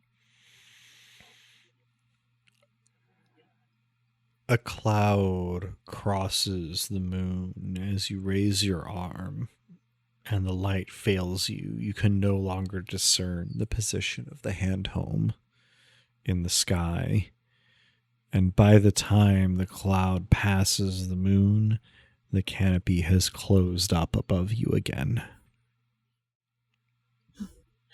We must move faster. I'm worthy.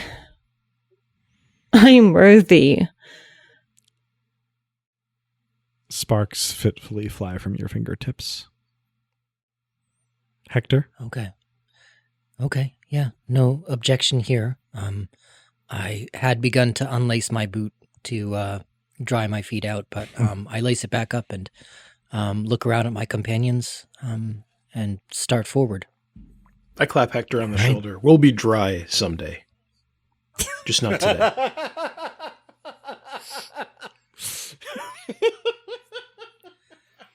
I That mean, got me. I'm not going to change my wish, but you're welcome to change yours.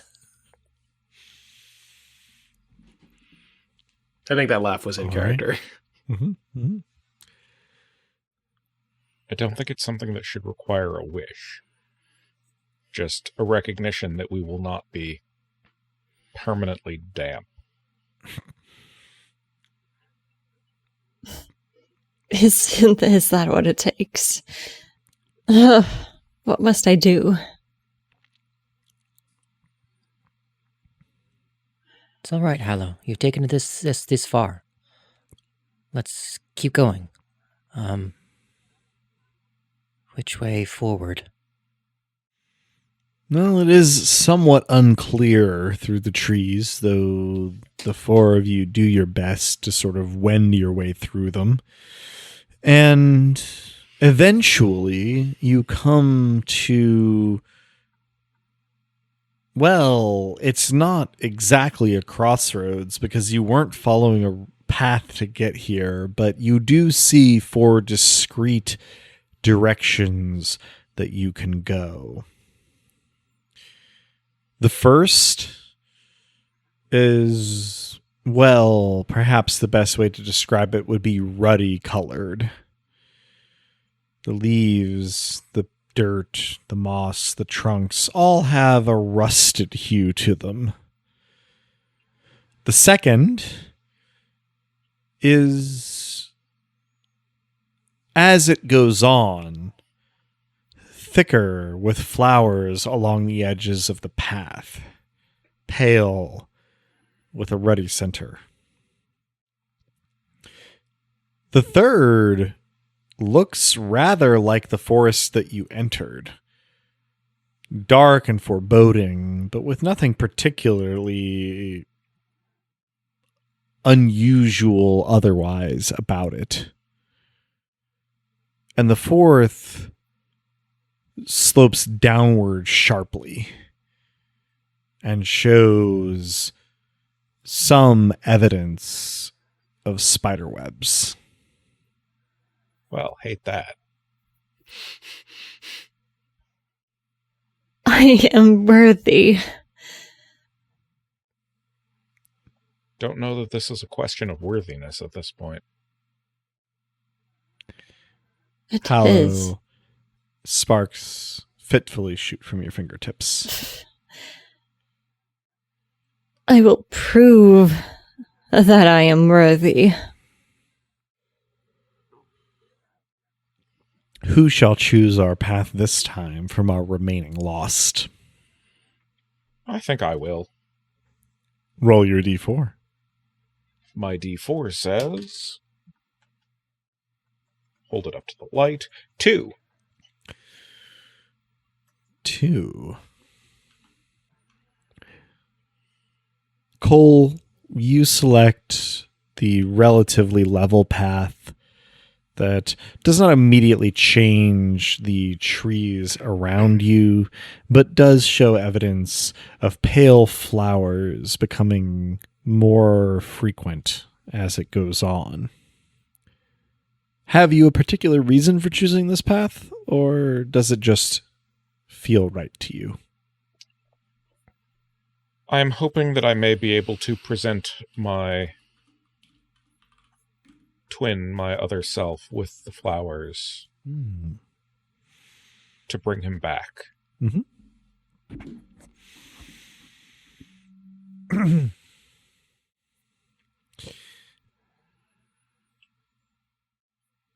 You lead your group down this path. And I guess one of the things that I will point out is that so far, none of our lost have used their veto. Mm-hmm. Which I guess maybe points to me just not being aggressive enough as a GM. We'll see. Oh, no. But as you proceed down this flower path, the path remains clear. The trees remain dark, but mostly familiar. The flowers get thicker, though only to either side of the path. The flowers in question are pale-hued and mostly closed. That is to say, they are buds waiting to bloom. A pale, somewhat beige color to their petals that occasionally, as you walk, seems to coruscate in the moonlight that fitfully pierces the canopy. The path itself, though, is level and easy. After a time, though, Cole, you are the first to notice that among the tree trunks on either side of the path, you can see shining eyes of various woodland creatures. It is at this moment that you realize that the forest sounds that had been so plentiful before have faded as you have proceeded. So slowly, so gradually that you didn't immediately notice it. But now all you hear are the footfalls of your party, the breaths of your party, and the very, very faint sound of leaf and limb rustling. Well, don't love that. We have been found wanting. Be that as it may, we still have to keep going. Like, wanting or not, I'm not just going to lay down and let the hands or the wolves or whatever have their way. 2 of us failed comprehensively to stay on the path and found our way back in short order, so... Well, I guess I don't know so what exactly, but it means that one mistake, such as it is, doesn't mean the end. It has to. I whir my mechanical hand. Which, of course, does not make a whir. Yes. The eyes visible through the tree trunks, and now even the foliage above, belong, it would seem, to a variety of creatures, all staring at you. None especially close, but all fixed upon your group. Yellow, silver, green, red. Cole, roll a d4 for me. Yeah. Can I help with whatever this is? We'll see. Please do, Okay. because that's a 1. Go ahead. Mm. William, go ahead and help. I did want to call my shot before we found out what the roll was. Sure. That's a 4. All right. Yay! So, William, you are the first to see this, though it does become unavoidably obvious over the next 5 minutes. But as you are looking into the lower canopy off to your left, the silhouettes of hands move in to cover the glowing eyes staring at you from the canopy. Looking to another set, a differently shaped, spindlier set of fingers cover that set of eyes. Looking to the other side of the path, you can see 3 or 4 sets of eyes with variously shaped silhouettes of hands moving to cover them.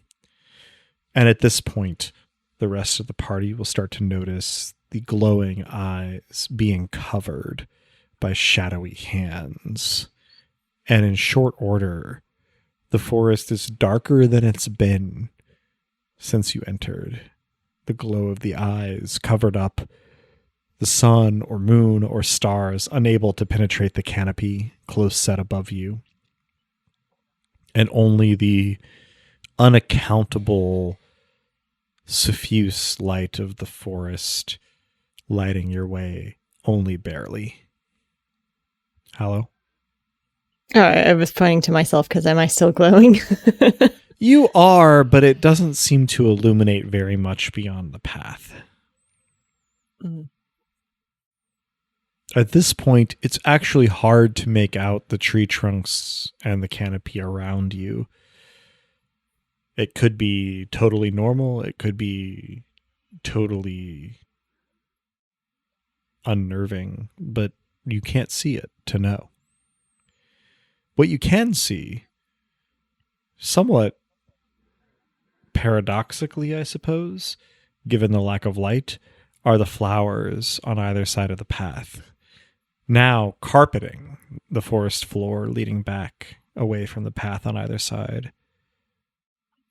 And as you behold them, the petals open, blooming in the night. Unfortunately, this does make it clear that they were not petals at all, but fingers, opening to reveal palms with bloody wounds in the center. Well, don't think I'll be getting those for my twin. Probably a good call. Do not stray from the path. Do not be tempted by that which is not yours. Touch not, carry only what you can bear. I Hector? shoot Cole a dirty look. And say nothing. I will shout a name that no one can quite agree what it is. Dizzy World.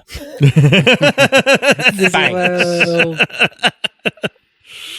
Thanks indeed.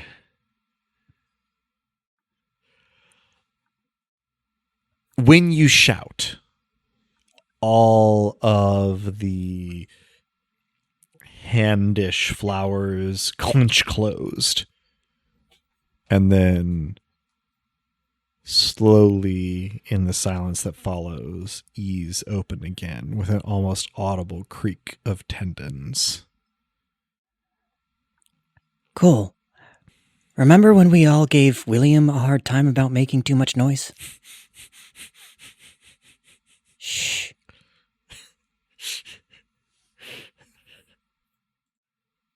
I do not acknowledge you. Speak softly, think clearly, the trees mark the careless. By this time, walking forward, the flowers have started to appear on the branches and among the leaves of the trees as well. Now they appear because they surround you to be reaching for you, though no movement is in evidence. My hand goes to my knife, not And mine. brandishing it yet. Mine goes to my hammer as well. It occurs to me that I haven't had to build or take apart or fight anything since my reconfiguration, and I wonder how I'll fare, and I hope I won't have to find out. I roll my eyes and take a slingshot out of my bag. Do not dare. Was that to us or to, I shake off the thought.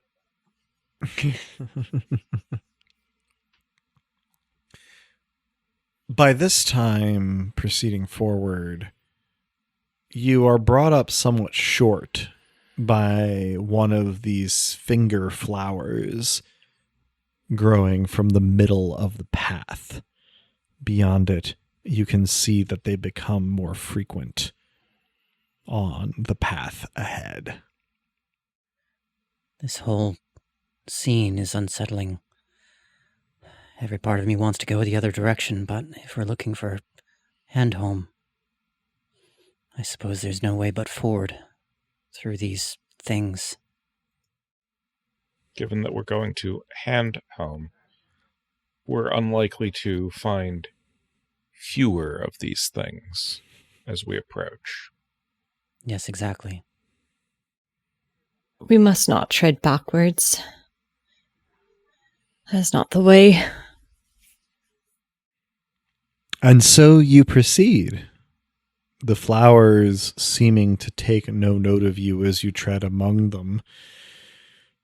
I suppose the question currently is how much care our party is taking to avoid treading upon the finger flowers.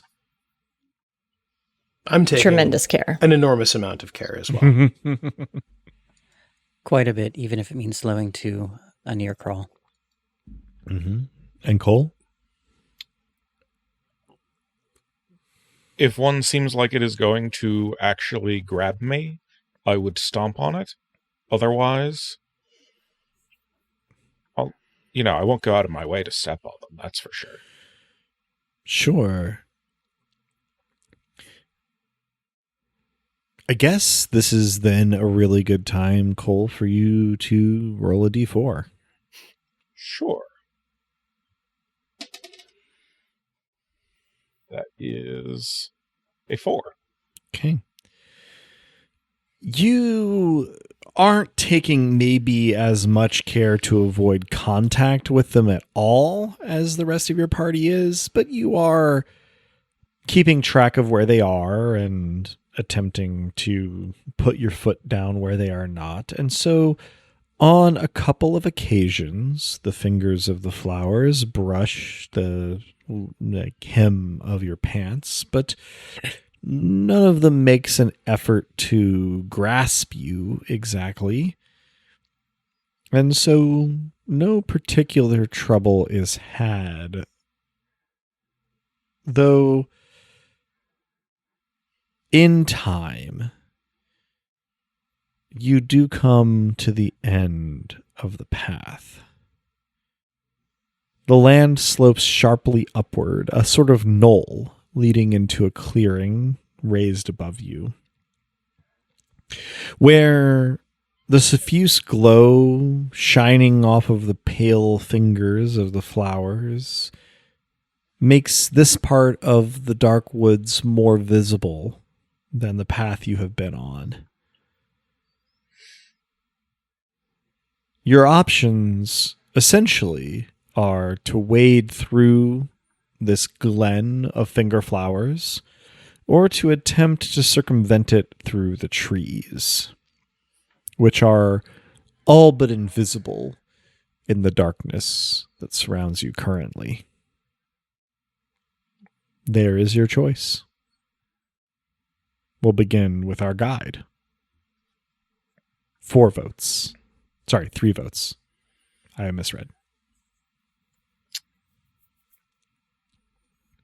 I have learned the lesson in theory of straying from the path. The path goes through the flowers, and so should we. All right. Hector, 1 vote. If I choose trees, do we need to leave the flowers behind altogether?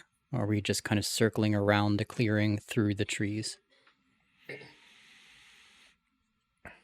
get to the Well, other side. I suppose you are not sure how far into the path around the clearing the flowers might extend. You will walk through the ones near the path, and then it is unknown. I'll choose flowers too then. All right. 1 more vote through the clearing. William. 2 votes.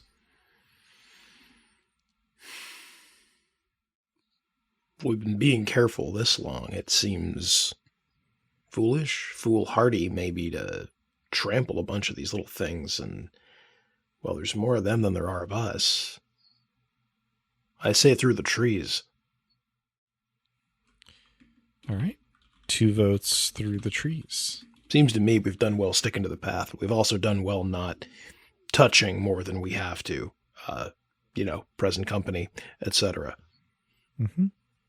And Hallow, 1 vote. Wade through and be respectful of those lost that came before. All right. 1 more vote through the flowers. I mean, if it's not too late to change my vote, at the gesturing of the robo hand, you make a good point, William. We do need to get through, but maybe the safer path is around. Okay. Let's go round. So that looks then like, let's see, 4 through and 3 around, if you've changed your vote, Hector. So that makes me the deciding vote then, which is fascinating. Whichever one I vote for will reign supreme, so to speak. I'll be honest, I kind of took it for granted that this was never going to be the situation. Oops. No, it's fine. Good, even. I think I will go with the majority here and vote for going through the clearing with the flowers, so as not to go against our guide. We do all still have our vetoes. True. Ooh, that's a good point. Mm-hmm. And so, after a brief conference, the party heads up the small but steep slope and into the vaguely moonlit clearing full of these flowers. Stepping carefully, but the flowers are denser here. And there is a notable sort of, well, rolling and popping tread that has to happen. Doesn't quite crunch. It's not dry enough for that. Not enough force for that. But you can feel joints dislocating. And you can see blood smearing on your shoes or boots. Actually, Or that's a bare good feet. point. Hallow, I think you're still barefoot. So, yeah. Mm-hmm. And I'm trying to pass my feet through them as I walk instead of stepping upon. You are probably, as you are barefoot, the most successful at this, though that does give you the opportunity that your party members do not have to feel that the flesh of these finger petals is cool and dry. The clearing is narrow but long, and as you pass through it, you see that the land once again slopes down before you, allowing you a view through the canopy. There is a gray pre-dawn quality to the light in the sky, and you can see that the hand home still reaching as though to clasp a hand in its own is closer to you now, extending toward you as though beckoning to be held or maybe pulled up or down. I extend my hand once again. Do you give me a D4 roll, please? I shit you not, it's a 4. All right. Good.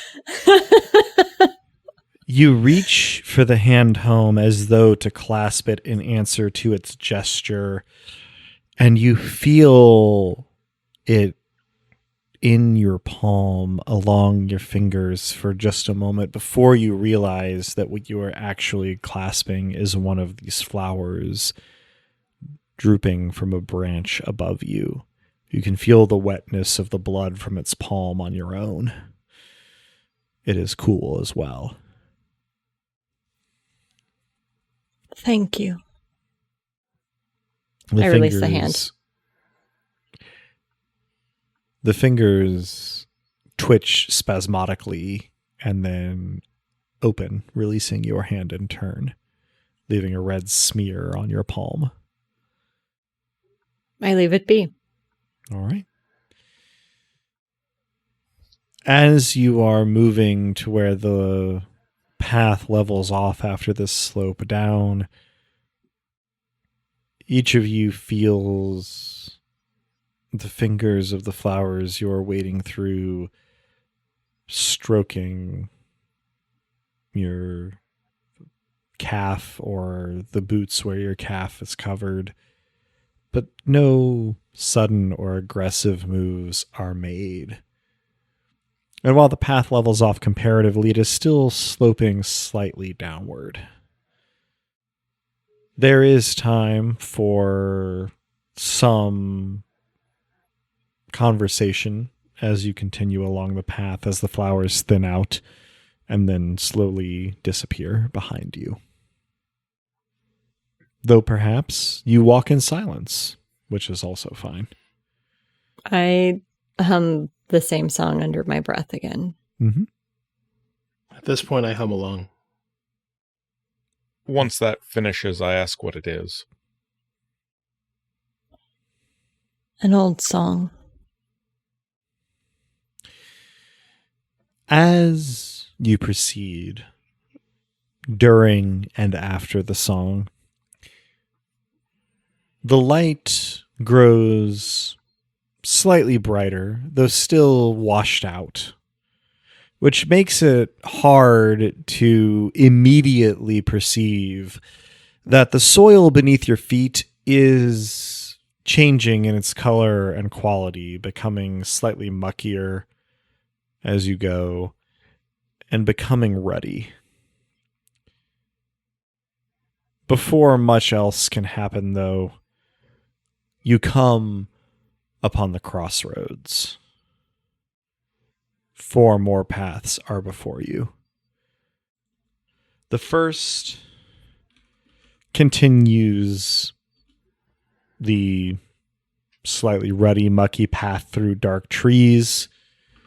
The second shows a thinning of the foliage and a brighter light. The third, well, seems mostly the same, but, well, it's noisier in a way that it's hard to put your finger on. And the fourth, well, the fourth is rugged. The soil seems a little more normal there, but is nowhere near as smooth and uniform. Hector, I believe you're our guide this time. If you'd roll a d4 for your path. Step forward onto the crossroads, taking a closer look at each of the paths, and I rolled a 4. All right. I put my shoes back on. An important detail to mention. No, I It seems appreciate it. that one requires more force than the other to fit on my too large foot. Mm-hmm. So, examining the paths, you settle on the fourth, the rugged path. The trees continue much as they are, dark, but in many ways quotidian. The path itself doesn't seem to get any ruddier, but does get bumpier in sort of a both literal and figurative way. And you lead your companions down it. The light comes through the canopy fitfully in a gray and washed out tone. And the path continues to slope ever so slightly downward. In flashes through narrow gaps in the canopy, you can see the hand home. It's unclear if it is any closer than the last time you saw it, but, well, the last time you saw it, the grasping hand was quite close. So perhaps it is getting closer, just infinitesimally.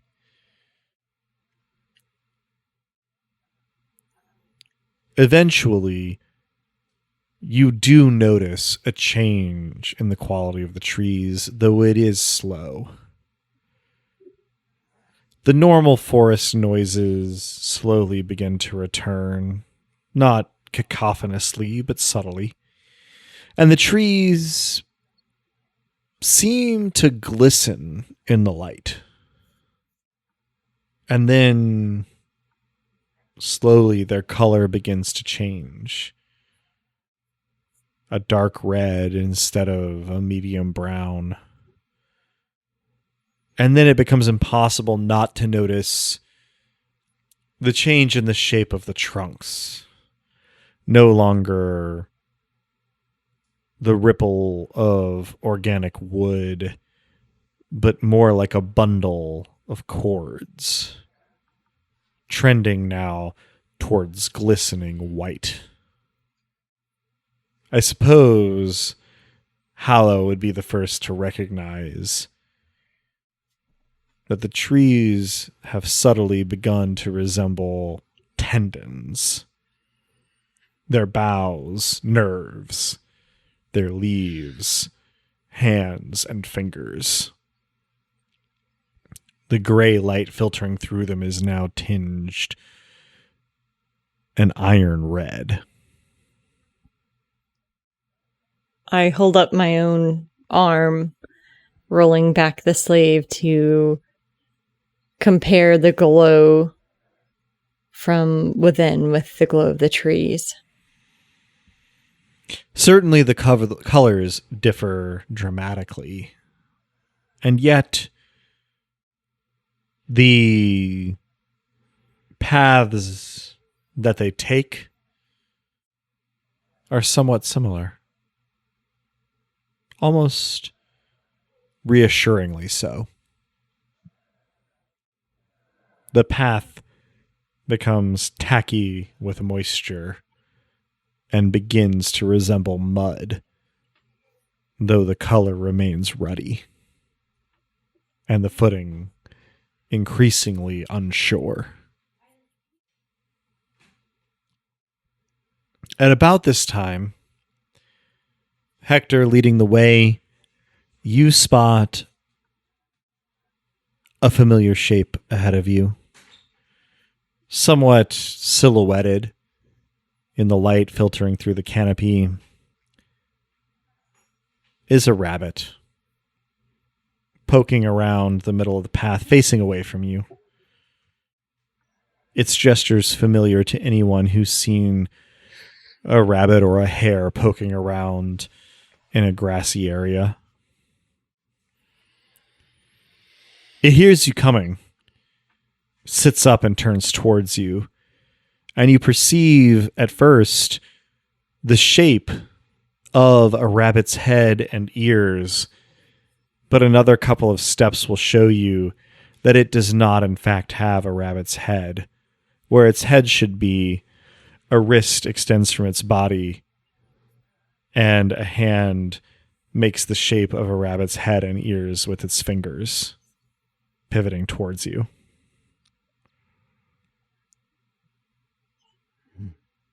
Hate that for all of us. Was that actually said out loud? Yes. Sure. You're beginning to understand.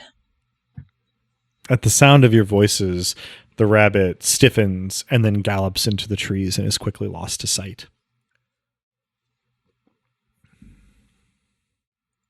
Perhaps not the most disturbing thing that we've seen today, but it's in the running. Main concern is that it's acting like prey and not a predator, which means something nearby is probably worse. I wish that you knew less, or that you'd shared less. I don't mean that, but you're right. That's genuinely why I'm trying to find the goblet, so we agree. It may be your hand that's worse, William. Think. I will make sort of Grippy claw clicky gestures. gestures. Yeah. As this conversation occurs, you round a small bend in the path and startle a buck. Its head swings up towards you from the edge of the path, and you see that what appeared to be antlers are in fact forearms with their fingers extended, and then it darts into the trees and is lost to sight. There is now a background sound of creaking among the trees. So many lost. Are the hands each individually a deceased lost? Individually. We each have 2 hands. Fair.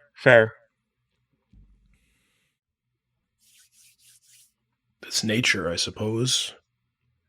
Brutal, incomprehensible, never wasteful. Consume or be consumed. None of this seems natural to me.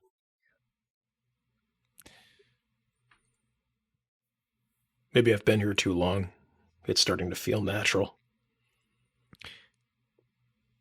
As you proceed, you spot a group of 3 foxes just off the path, but visible in the light filtering through the canopy, that seem to be each eating something. And as they hear you, they all in unison look towards you, and they have the fox hand shape of like a shadow puppet for their heads, a wrist emerging from their shoulders. And one of them makes the gesture of opening its mouth to yip at you, but no sound comes out. And when they dart off into the trees to avoid you, Hallow, Cole, and Hector, you see the indistinguishable mass of partially consumed flesh of some small animal, a rabbit or a squirrel, who knows, that they were eating. But William, you see a hand that you would recognize anywhere as belonging to your departed wife. If you weren't able to just recognize the contours of it from memory, you do recognize the ring that you put on it when you proposed, streaked with blood. That's, where does one begin about the ways that that's not possible? I pry the ring off the hand.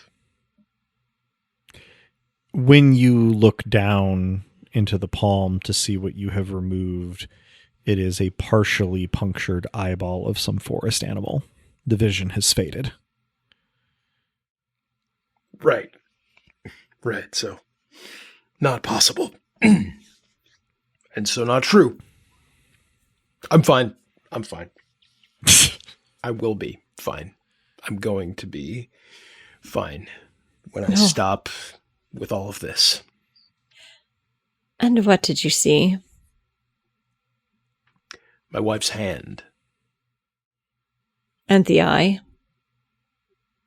The eye I see now, the eye I didn't see then. I guess it was a ring, the way I saw it. We must not touch.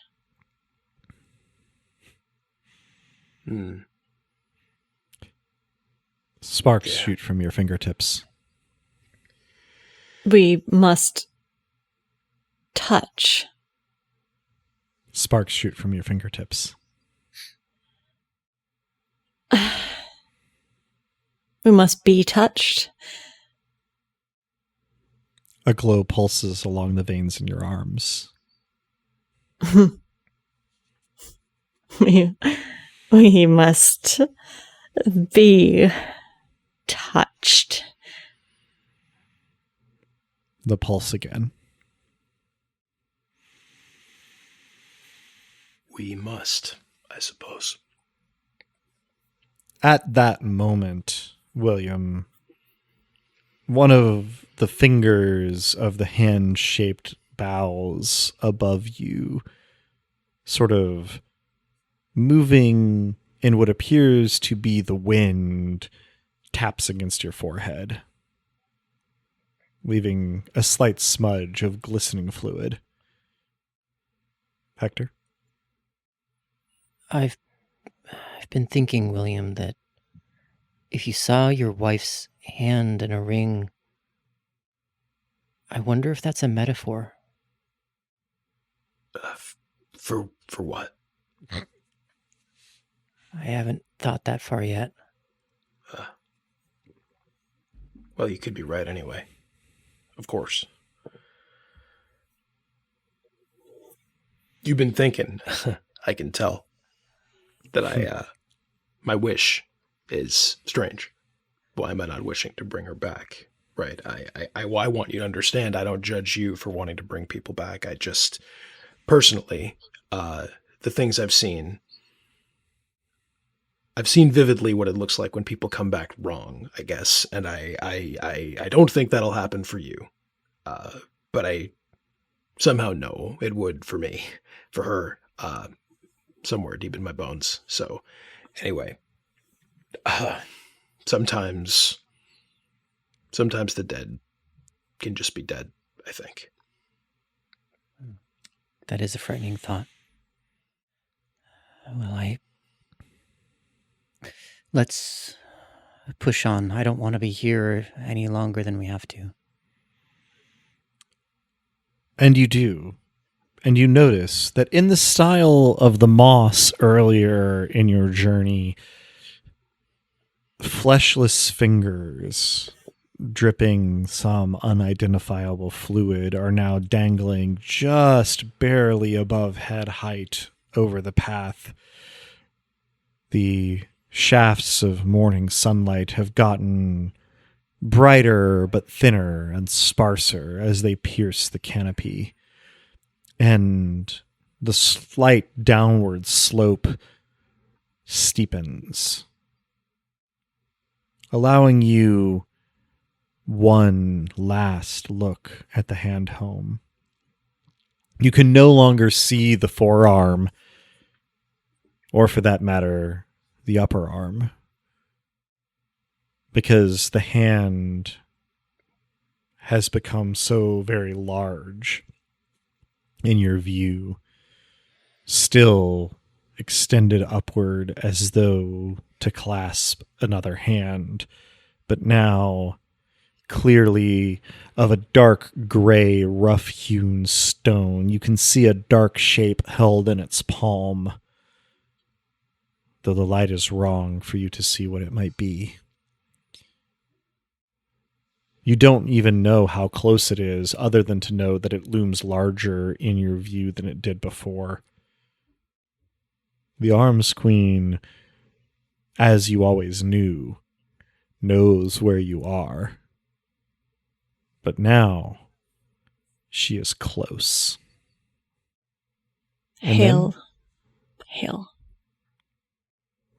The glow in your arms pulses again. And then the clearing in the canopy is closed, and you proceed. Coming to what at first appears to be another crossroads. But quickly it resolves itself instead into a clearing, with only two paths leading from it. One shows the trees now made of tendons and a little flesh, sloping back upward and seeming gradually to become trees again. The other slopes downward and is quite dark, the fingers above dangling lower than ever before. Hector, you have 5 votes for which path is taken. Okay, so we've got path 1 is on the level. Path 2 goes downward. I would say the trees become more tree-like. The light is better. And all in all, it seems like it may not lead to the Hand Queen. so. The first path seems to be becoming more normal forest, though it has a ways to go, and sloping very slightly upward. The second slopes more precipitously downward and continues the fleshy theme. Okay. Second path. Let's go towards the scary. All right. William, 1 vote. Now's the time, I think, to be here and worthy and together and whole, and let's finish it. Yeah, the scary path. All right. Hallow, 1 vote. We must be touched. All right. 1 more vote, second path.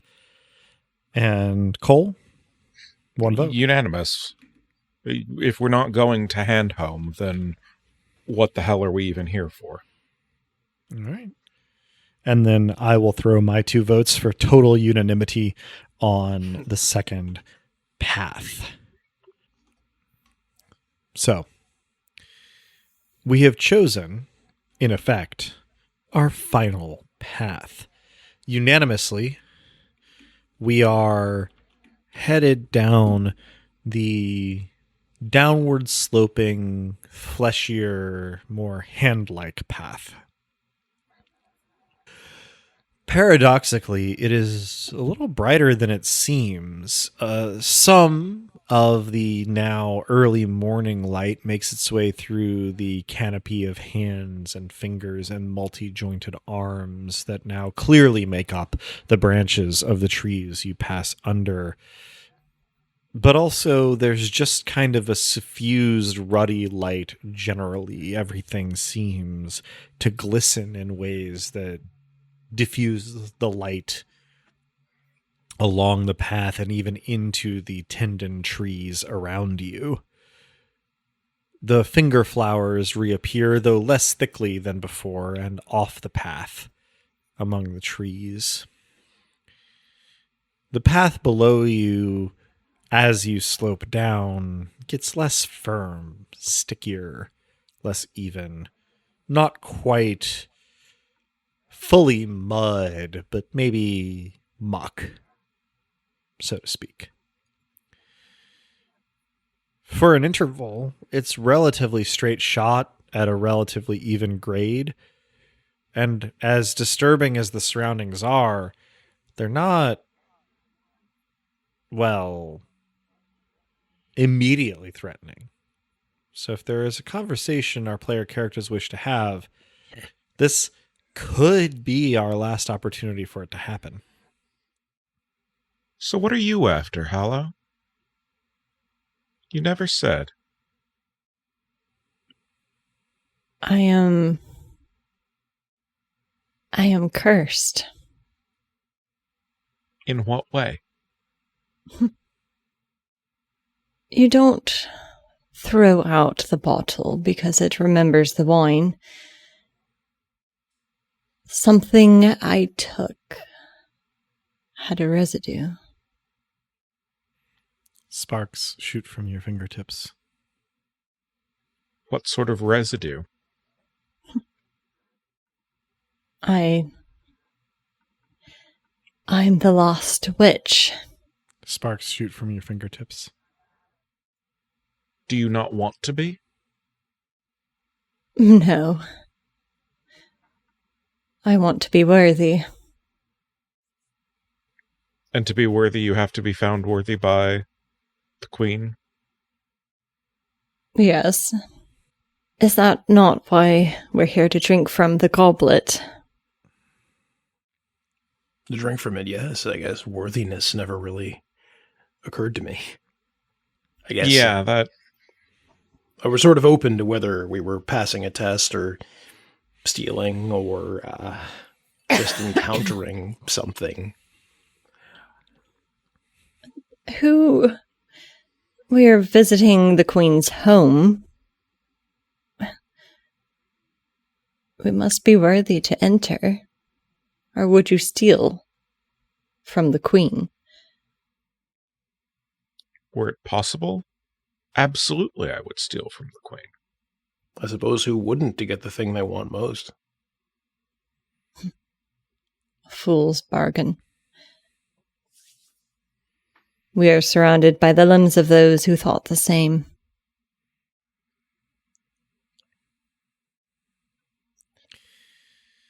William, as this conversation takes place and the party proceeds, you look ahead at mention of limbs of those who thought the same and perceive that the hands that are the leaves and the arms that are the branches of the trees overhanging the path in front of you are now clad in golden armor and jewelry and a mix of the two depending on the hand. You actually wince at how bright it is to look down the path, but you also see impossibly far into the gloom a figure of a woman clad in a golden ball gown. And when her head turns to look in your direction, the vision fades, and the forest is as it was before. Only you feel kind of dizzy. Yeah. I take a moment to steady myself. That was, again, just me, I suspect. The fool's limbs resplendent, well clad, and the woman in the ball gown, the queen herself, perhaps. Probably. I never envisioned the queen in something like a ball gown. I shake my head and shrug. If she's a queen, perhaps she has a court. I would like, Maybe it's not her. I would like each of our lost to roll a d4. Tell me what you get. Always a good sign. 3. 3. 3. 2. Hector, Damn it, Nick. We almost had it perfect. your next footfall does not meet solid ground. It plunges a good foot further than the surface of the path, and you feel hands below the surface of the dirt grasp your calf, your shin, your ankle, your foot, tighter than seems humanly possible. I squeal in fear and try to wrench away, and I fail. And You yeah, actually fall in the process of attempting to wrench yourself away, and hands break the surface of the path to grasp you, dragging you down. I Fortunately, brandish my knife. Unfortunately for you, your companions can see this happening. No, of all of them, you were the one that did not stray. Do not fear. He's still there, though, right? He's not gone. No. You have a moment to do something if you'd like. No, I dive for him. I grab him by the shoulder. One arm, seemingly unnaturally strong from years of practiced work, and the other arm literally unnaturally strong from whatever modification has been made. And I do whatever I can to wrench him up from the path. Mm-hmm. I assist by slingshotting at the hands that hold. Okay. Between the two of you and your higher rolls than Hector's, you manage to slowly free him from the grasps of the hands that suddenly make up the path all around you. Although they only seem to be grabbing at Hector, you wrench him upright again, though in the process you do wrench a few of the hands out of the path to grisly effect. They are where they have disconnected from the ground, jutting jagged bone and ragged flesh and skin, dripping blood and lymph. It is nauseating. And It's a horror show up in here. Really bad. However, as soon as they are disconnected from the ground, they cease their grasping. This isn't right. He was one of the few that might have been worthy. Only when I see the other's reaction to the smell do I realize they definitely see the hands too. I mean, you presumably would have seen me hit some of them. True. Inconclusive, though. You could have been aiming at anything. Might not be real. Well, I didn't mean that, although, Now, Hallow, while this is sort of winding down, you feel one of the hands from the canopy above stroke your hair wetly. I lean into the caress. Gives you one more pat on the head and then recedes back into the canopy. William, I believe you were saying something. Yeah. Hector, you all right? No. Um, no. Understandable. I think that I'm unharmed, though.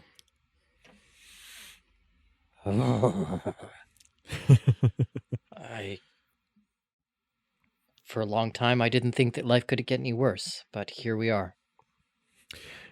At the For whatever conclusion it's of, worth, it can always get worse. the conclusion of that utterance, you hear a laugh from everywhere and nowhere that sounds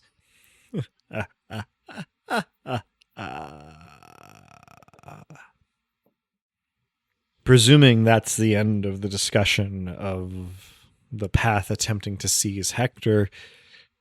There's nowhere really to go but forward. I think we move forward. And then it doesn't take all that long for the clearing ahead to manifest.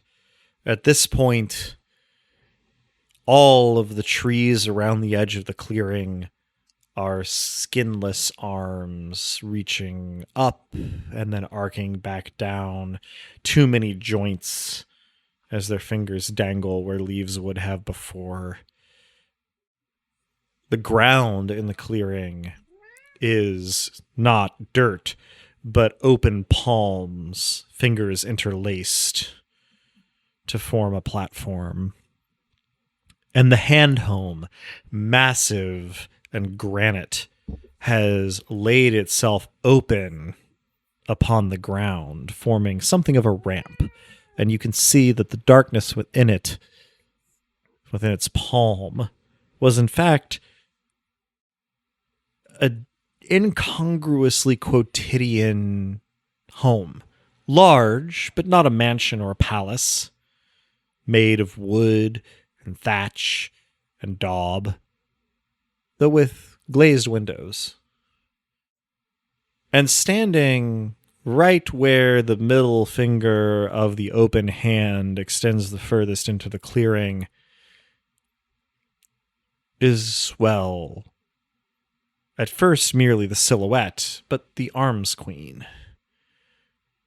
The shape of her is of an impossibly tall woman, almost 8 feet, but wearing a very conventional ball gown. Stepping into the Is clearing, it the one from the though- vision? Well, it's the shape of the silhouette from the vision, but the details differ. Instead of wearing a golden ball gown, the shape is actually provided by I suppose it might be tapestry of arms. Arms extending up from her waist to clasp her shoulders and bust. Arms extending down from her hips to form the bell of her ball gown. And as she turns to face you, the fingers of the arms that make up her skirts are scuttling to move her, rather than legs within moving to turn her. The shoulders, neck, and head are all human, though of an impossible scale, and impossibly red, though there is skin. Her hair, a collection of many jointed fingers draping down from her scalp to her shoulders. Each of her eyebrows, a scale pattern of fingernails, and when she smiles at you, fingernails there too. She does not speak, but regards you evenly. Many arms emanating from her shoulders. No two the same. Hector? Something about her sets your teeth on edge. Not just the arms and the fingernails, but something hideously familiar. Can I place it? The familiarity? Well, not at this point. She has not spoken. She seems to be waiting for you. I do say to the others, That's her from the vision. I mean, plus or minus the gold. I think I have gold on the brain. I take a step forward and fall to my knees, extending the hand that still has the blood smear on it forward. My queen of arms, I've walked the path of trials, have gathered these lost for you to contemplate. I have sang your song to the forest deep. I have not strayed, I have not touched. I supplicate myself before you as your apprentice. She focuses her gaze on you, Hollow, and her lip curls in an expression of disgust. She says in a voice that is dreadfully familiar to Hector, "You have brought affliction to my home." Now, Hector, the emotion in this voice is unfamiliar to you, but the sound of it belongs to your older sister, Vera. Oh, shit. How do you speak with her voice? The Arms Queen slowly swivels her head in your direction and says, "Oh, did you know one of my disciples? Well, she is well taken care of. Why are you here? Tell me it was not to retrieve her." I thought her dead. Her and my mother and my father too. I'm here to bring them all back. Fool. Nothing can be recovered, not truly. If I remember correctly, the one from whom I got this voice offered herself to me willingly in return for the safety of her younger brother. And yet here you are, before me, having squandered her wish. No.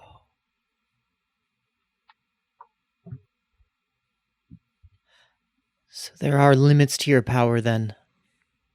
There are limits can't to bring all them back? powers.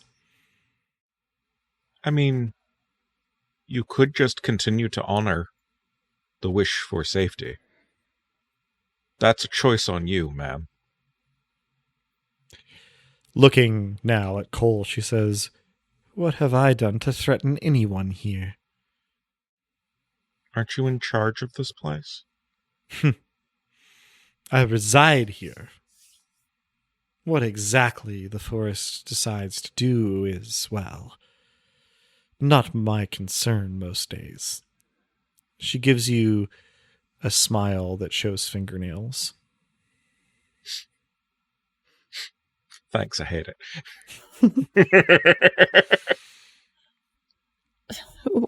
What fiction have I brought to your doorstep, my queen? It was not my intention. Affliction, you wretch. Do you not see? Can you not perceive how diseased you are? I have merely gathered that which was left behind, to seek to understand, to bring power to you. The dregs of those who actually had knowledge. You have taken into yourself the filth that they left behind. Begone from my sight, wretch, lest you infect me with what infects you. She shifts her gaze from you. I remain prostrate.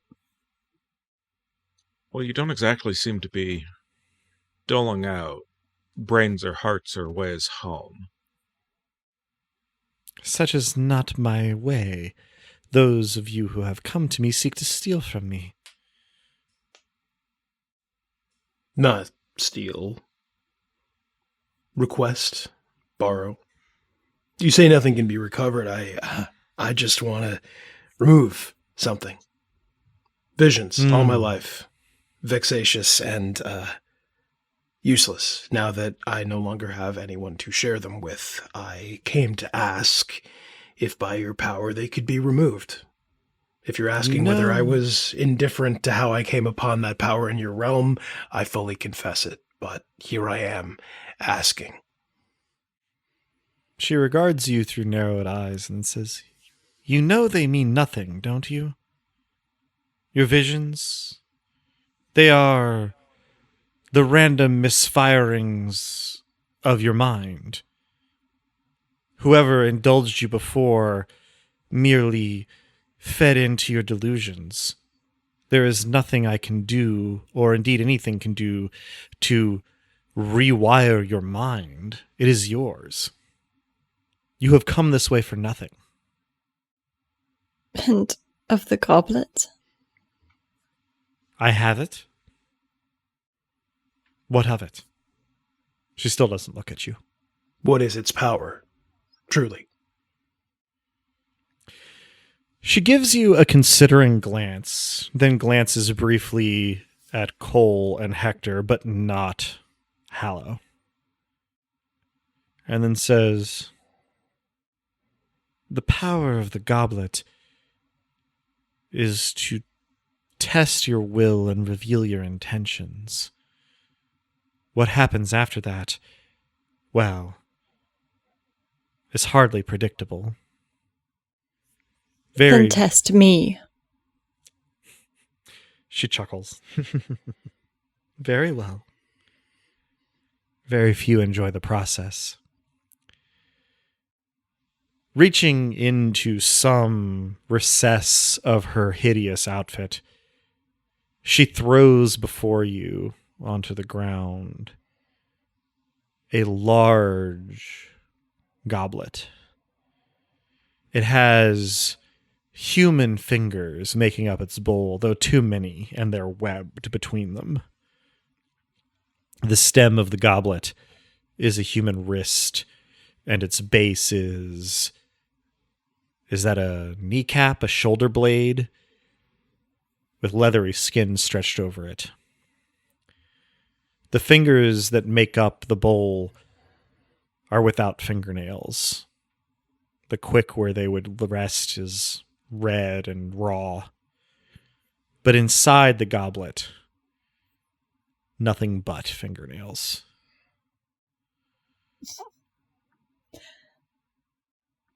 How far away is it from me? 10, 12 feet. The Arms Queen, having tossed it down, where it landed with only a little bit of a wobble, says, "Do with it what you will," and then moves to re-enter her home. I assume that you don't know where my twin is, since we've covered all the other spaces. Without stopping her progress toward her home, she looks back over her shoulder and says, "Oh, Owen is somewhere in the forest," and then proceeds. I am powerful. I must drink from the goblet. I'm crawling towards. Your fingers sparking with every forward motion. I pause and I look at my fingers. I must drink from the goblet. Sparks. I won't stop you, and I don't think I could if I wanted to, but are you sure? I am cursed. Sparks. I will be consumed by this curse. I can stop it. Sparks. I should drink from the goblet. You are coming up on it. I repeat, Mm-hmm. I should drink from the goblet. No one appears to be stopping. No. We've come this far, and it's your life, your curse, such as it is, your misplaced faith, if you don't mind my saying so, in her. But you do what you need to do for you. The goblet will cure me. Sparks. The goblet will harm me. You are sort of slouched in front of it at this point. I've come all this way. What should I do? I look to the rest of them. Before you make that decision, can I borrow your pendant again? You never gave it back. Oh, strike You're that. still borrowing it, yeah. Yeah. Yeah. Okay. I'll pull it out and think really hard about. If my twin is in the forest, please, after circling, like, point in the appropriate direction. The stone on the pendant shatters. Well, I think I broke your pendant. That old thing was on its way out when the witch who owned it was hung by it. Charming. Maybe I am afflicted. Hector? Yes, I mean, you came all this way to be healed. Sir, surely you should heal yourself, but I can't help but notice that there seems to be some pattern to your flickering. What's the significance of that?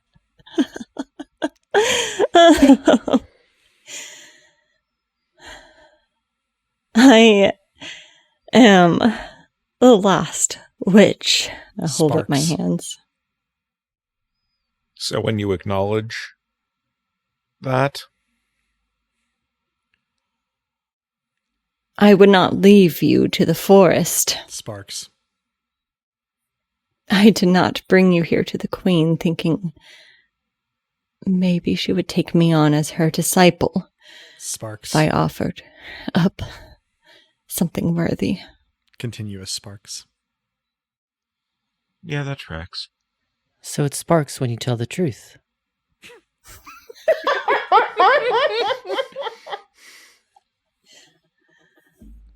I will give Hector just the most patronizing child's eyebrow raise.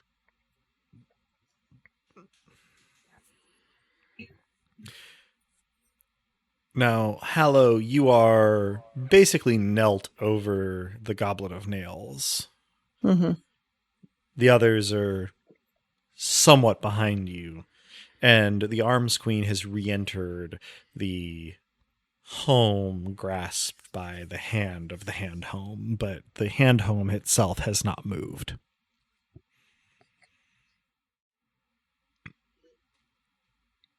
I don't understand why would I glow if this is not what I was meant for?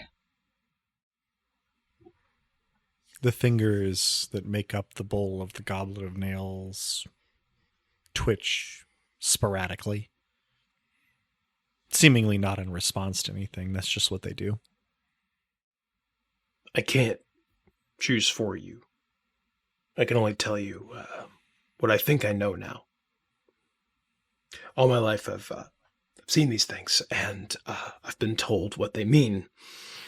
Been told they're of great portent, been told just recently, as you might have heard, that they're the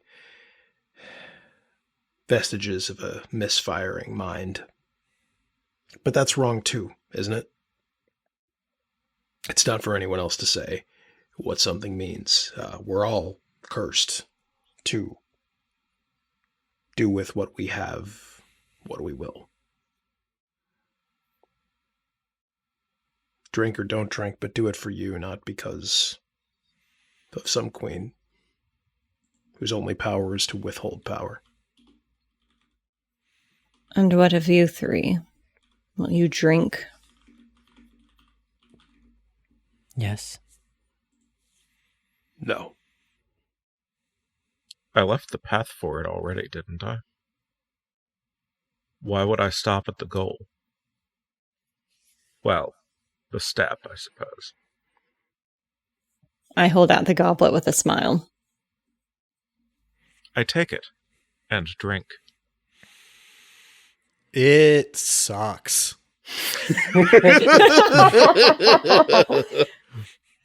Yep. I am going to, out of consideration for our players and listeners, avoid describing what I think it would be like to drink fingernails. But it's unpleasant. You manage to get a swallow, though. And time seems to stop around you, as though waiting. In the same sort of mental space that I was asking the pendulum. All right, I did this thing. Now where the fuck is my twin? There is a pulse that begins in your head and travels your entire body, and then time resumes. Only you hear from behind you an echo of your own voice saying, "Cole? Are you real?" To the best of my knowledge. Would I be incorrect to assume that you turn to look? Oh, I absolutely do. Okay. You see there your own mirror image, only slightly emaciated, more ragged, less sort of brushed hair, less cut hair. And Owen rushes towards you and clasps you in a tight hug, saying, "It's true, it's true. My wish came true." What did you wish for? Owen steps back just like a half a step and glances down toward the side and said, I wished I had a brother." You do. He rubs at his face as though wiping away tears and says,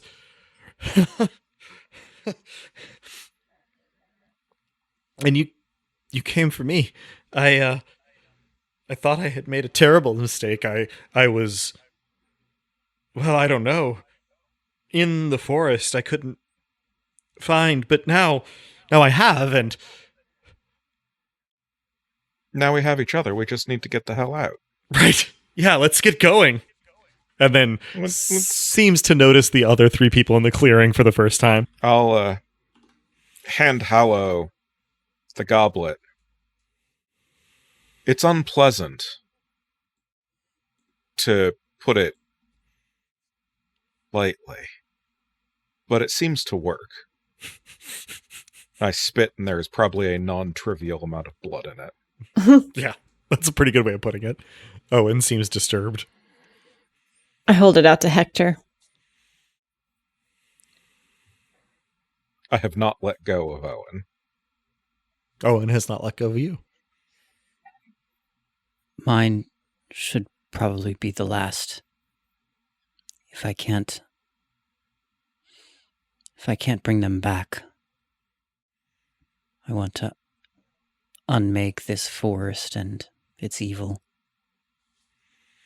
Wish that it would diminish and fade away. So if you want to make use of its power, now's the time. Not that I know that my wish will work at all. That's all I can think of. I have divined that it will not work for me. It will bring me harm. The goblet will heal my curse. At what price? It will cause me harm. But the queen said she does not prevail over the forest. And the queen is entirely possibly a liar.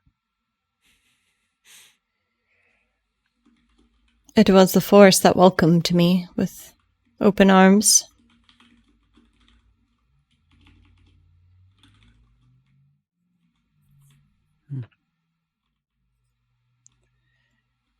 In that case, if you won't drink, then I will.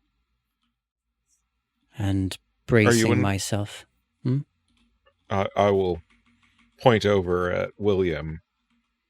If you're going to end it, then are you drinking, William?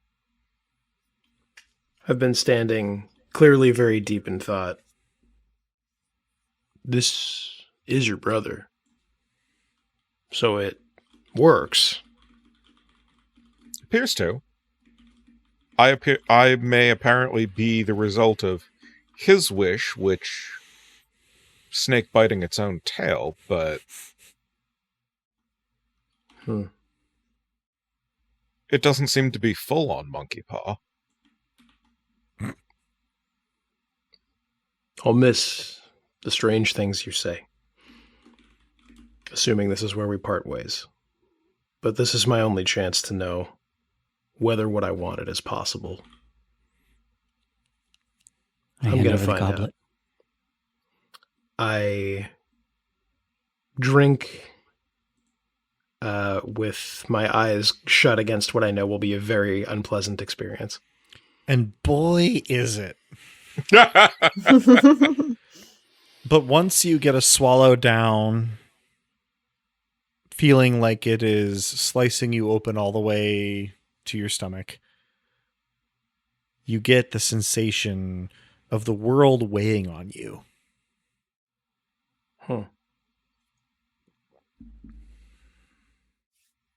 Here's the trouble with my wish, I guess. I won't know for some time whether it really worked. But, hey, I spit. I spit again. Couple fingernails and some blood in each expectoration. And time resumes. And you don't feel any different. But like you said, it's kind of impossible to be 100% sure that anything would have changed until the moment where you're next afflicted by a vision. I'll plan to live the rest of my days in reality as best I can. And as for you, Hector, I didn't mean to talk you out of your original plan. It may work, but it's up to you, and I admire your courage in perhaps spending your shot ending this place.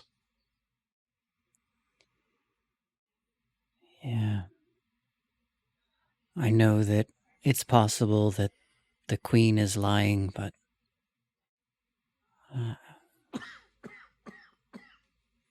I think deep down I just had hoped that something that's been done can be undone, but that's not how the world works.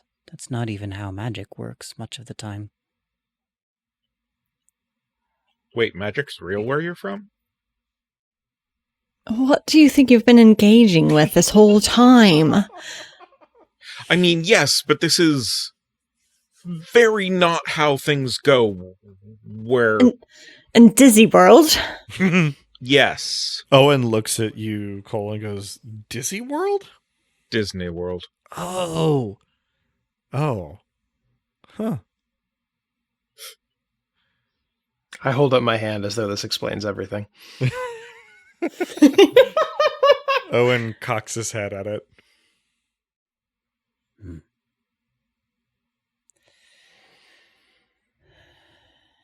Yes, it seems as though my sister has cast her lot.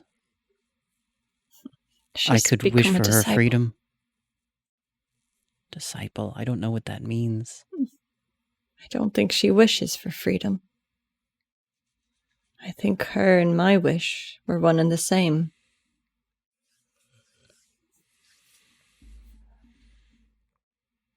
There's no use second guessing. I brace myself and I swallow the nails, choke them down, coughing. As you alluded to, it is deeply unpleasant, but you do it. And then you have the sensation of time slowing to a stop around you, as though waiting. I wish that this place and its evil would fade and disappear. You feel as though the world is pressing in on you from all directions, crushingly hard, for about 2 slow counts. And then, very suddenly, you are standing in the middle of a meadow, holding nothing at all. It's a familiar meadow to you. It's about 2 miles outside of your village. You can still feel the pain of having swallowed the nails in the goblet. And very, very distantly, you think you maybe for a moment see the silhouette of a hand on the horizon. And then the sensations of pressure and having swallowed something unpleasant fade. And you turn to look back in the direction of your village. You can see the smudge of smoke from chimneys from it. You don't know what the results of your actions are, but you set off in that direction. And unbeknownst to you, William, you find yourself standing at the edge of a much more mundane forest. You can see far more smoke from far closer on the horizon. You recognize it as the output from the factories that have popped up in your city. And you feel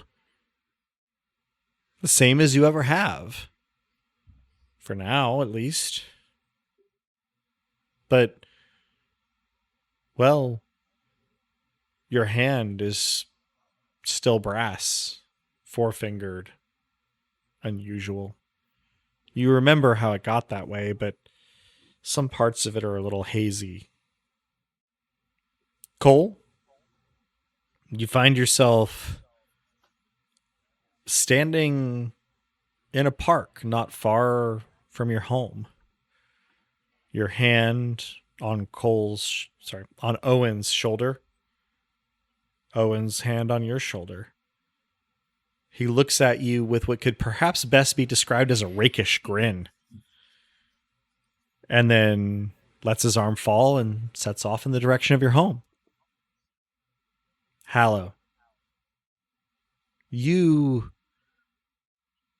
remain in the clearing in front of the hand home and watch as between one moment and the next, your erstwhile companions vanish and the forest around you becomes trees and the light around you becomes normal sunlight. And yet the hand home remains. And you can't help but notice that its door is open. I rise, smile, and walk through the door, closing it behind me. And honestly, I can't think of a better moment to end on. So that'll conclude this session of Dice Punks. So thanks for joining us. I hope our players and listeners enjoyed it as much as I did, and were spooked as much as I hope they were. And that everybody will join us again next time. If you're hearing us now, then you probably know where to listen to this, but we can be found almost any place one can listen to podcasts, as well as on the wider web at dicepunks.com and on Tumblr and Blue Skies at dicepunks. With that, I think we're ready to say farewell, so say goodbye to the kind folks, safe and warm at home, listeners. Players, rather. Thank you very much for listening. Yeah, if the listeners had chimed in right then, that would have been very interesting. It would have been very Halloween-y, yeah. It's true. It's true. Kill the queen, demolish the fourth wall. Thanks for listening, everyone. Be careful what you wish for. Thanks for listening, folks, and go straight for your goal, even if it takes you off the path, even if it takes you into water, even if it makes you drink nails. Yes, thank you for listening. And if you do drink booze this Halloween, get a designated driver. Honestly, excellent advice. Yeah. I'm just here for the booze. And as the poet once said, I'm going to take the long road there if the short way means I'm settling. A moment of this torment makes it worth it.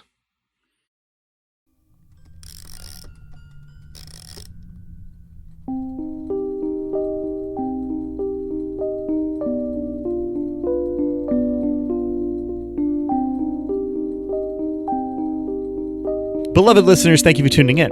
Stick around through the admin stuff for an Adams ad. The music in this episode, The Midnight March for Haunted Things, is by Robin and Drew. Editing and our rad cover art was done by Joanne, who's appeared on the podcast now and again. Check out her work around the internet where she goes by Anything Sows.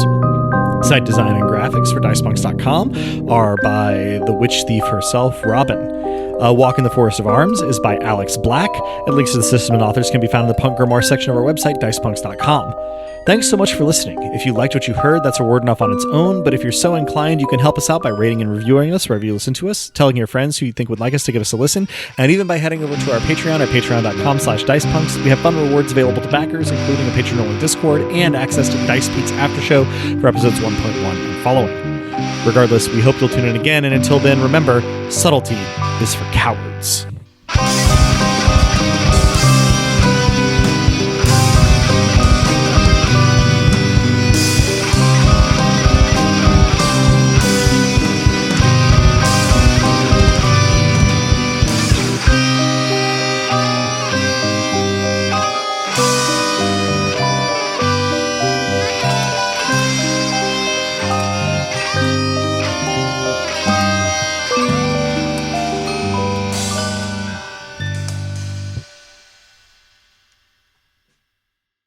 Dissatisfied with your lot in life?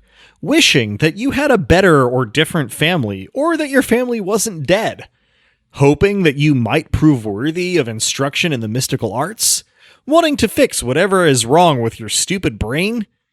The Arms Queen can help. For a low, low price of venturing through the deadly and upsetting dark woods, you too can interact with an artifact of the Arms Queen. Don't pay attention to the fact that it's made of skin and bones and flesh and tendons and fingernails that don't seem to come from anywhere in particular. Ignore the fact that she talks with the voice of beloved and long-forgotten family members. It's fine. Just drink the fingernails in front of you or whatever the artifact asks from you, and you'll get what you want. Guaranteed.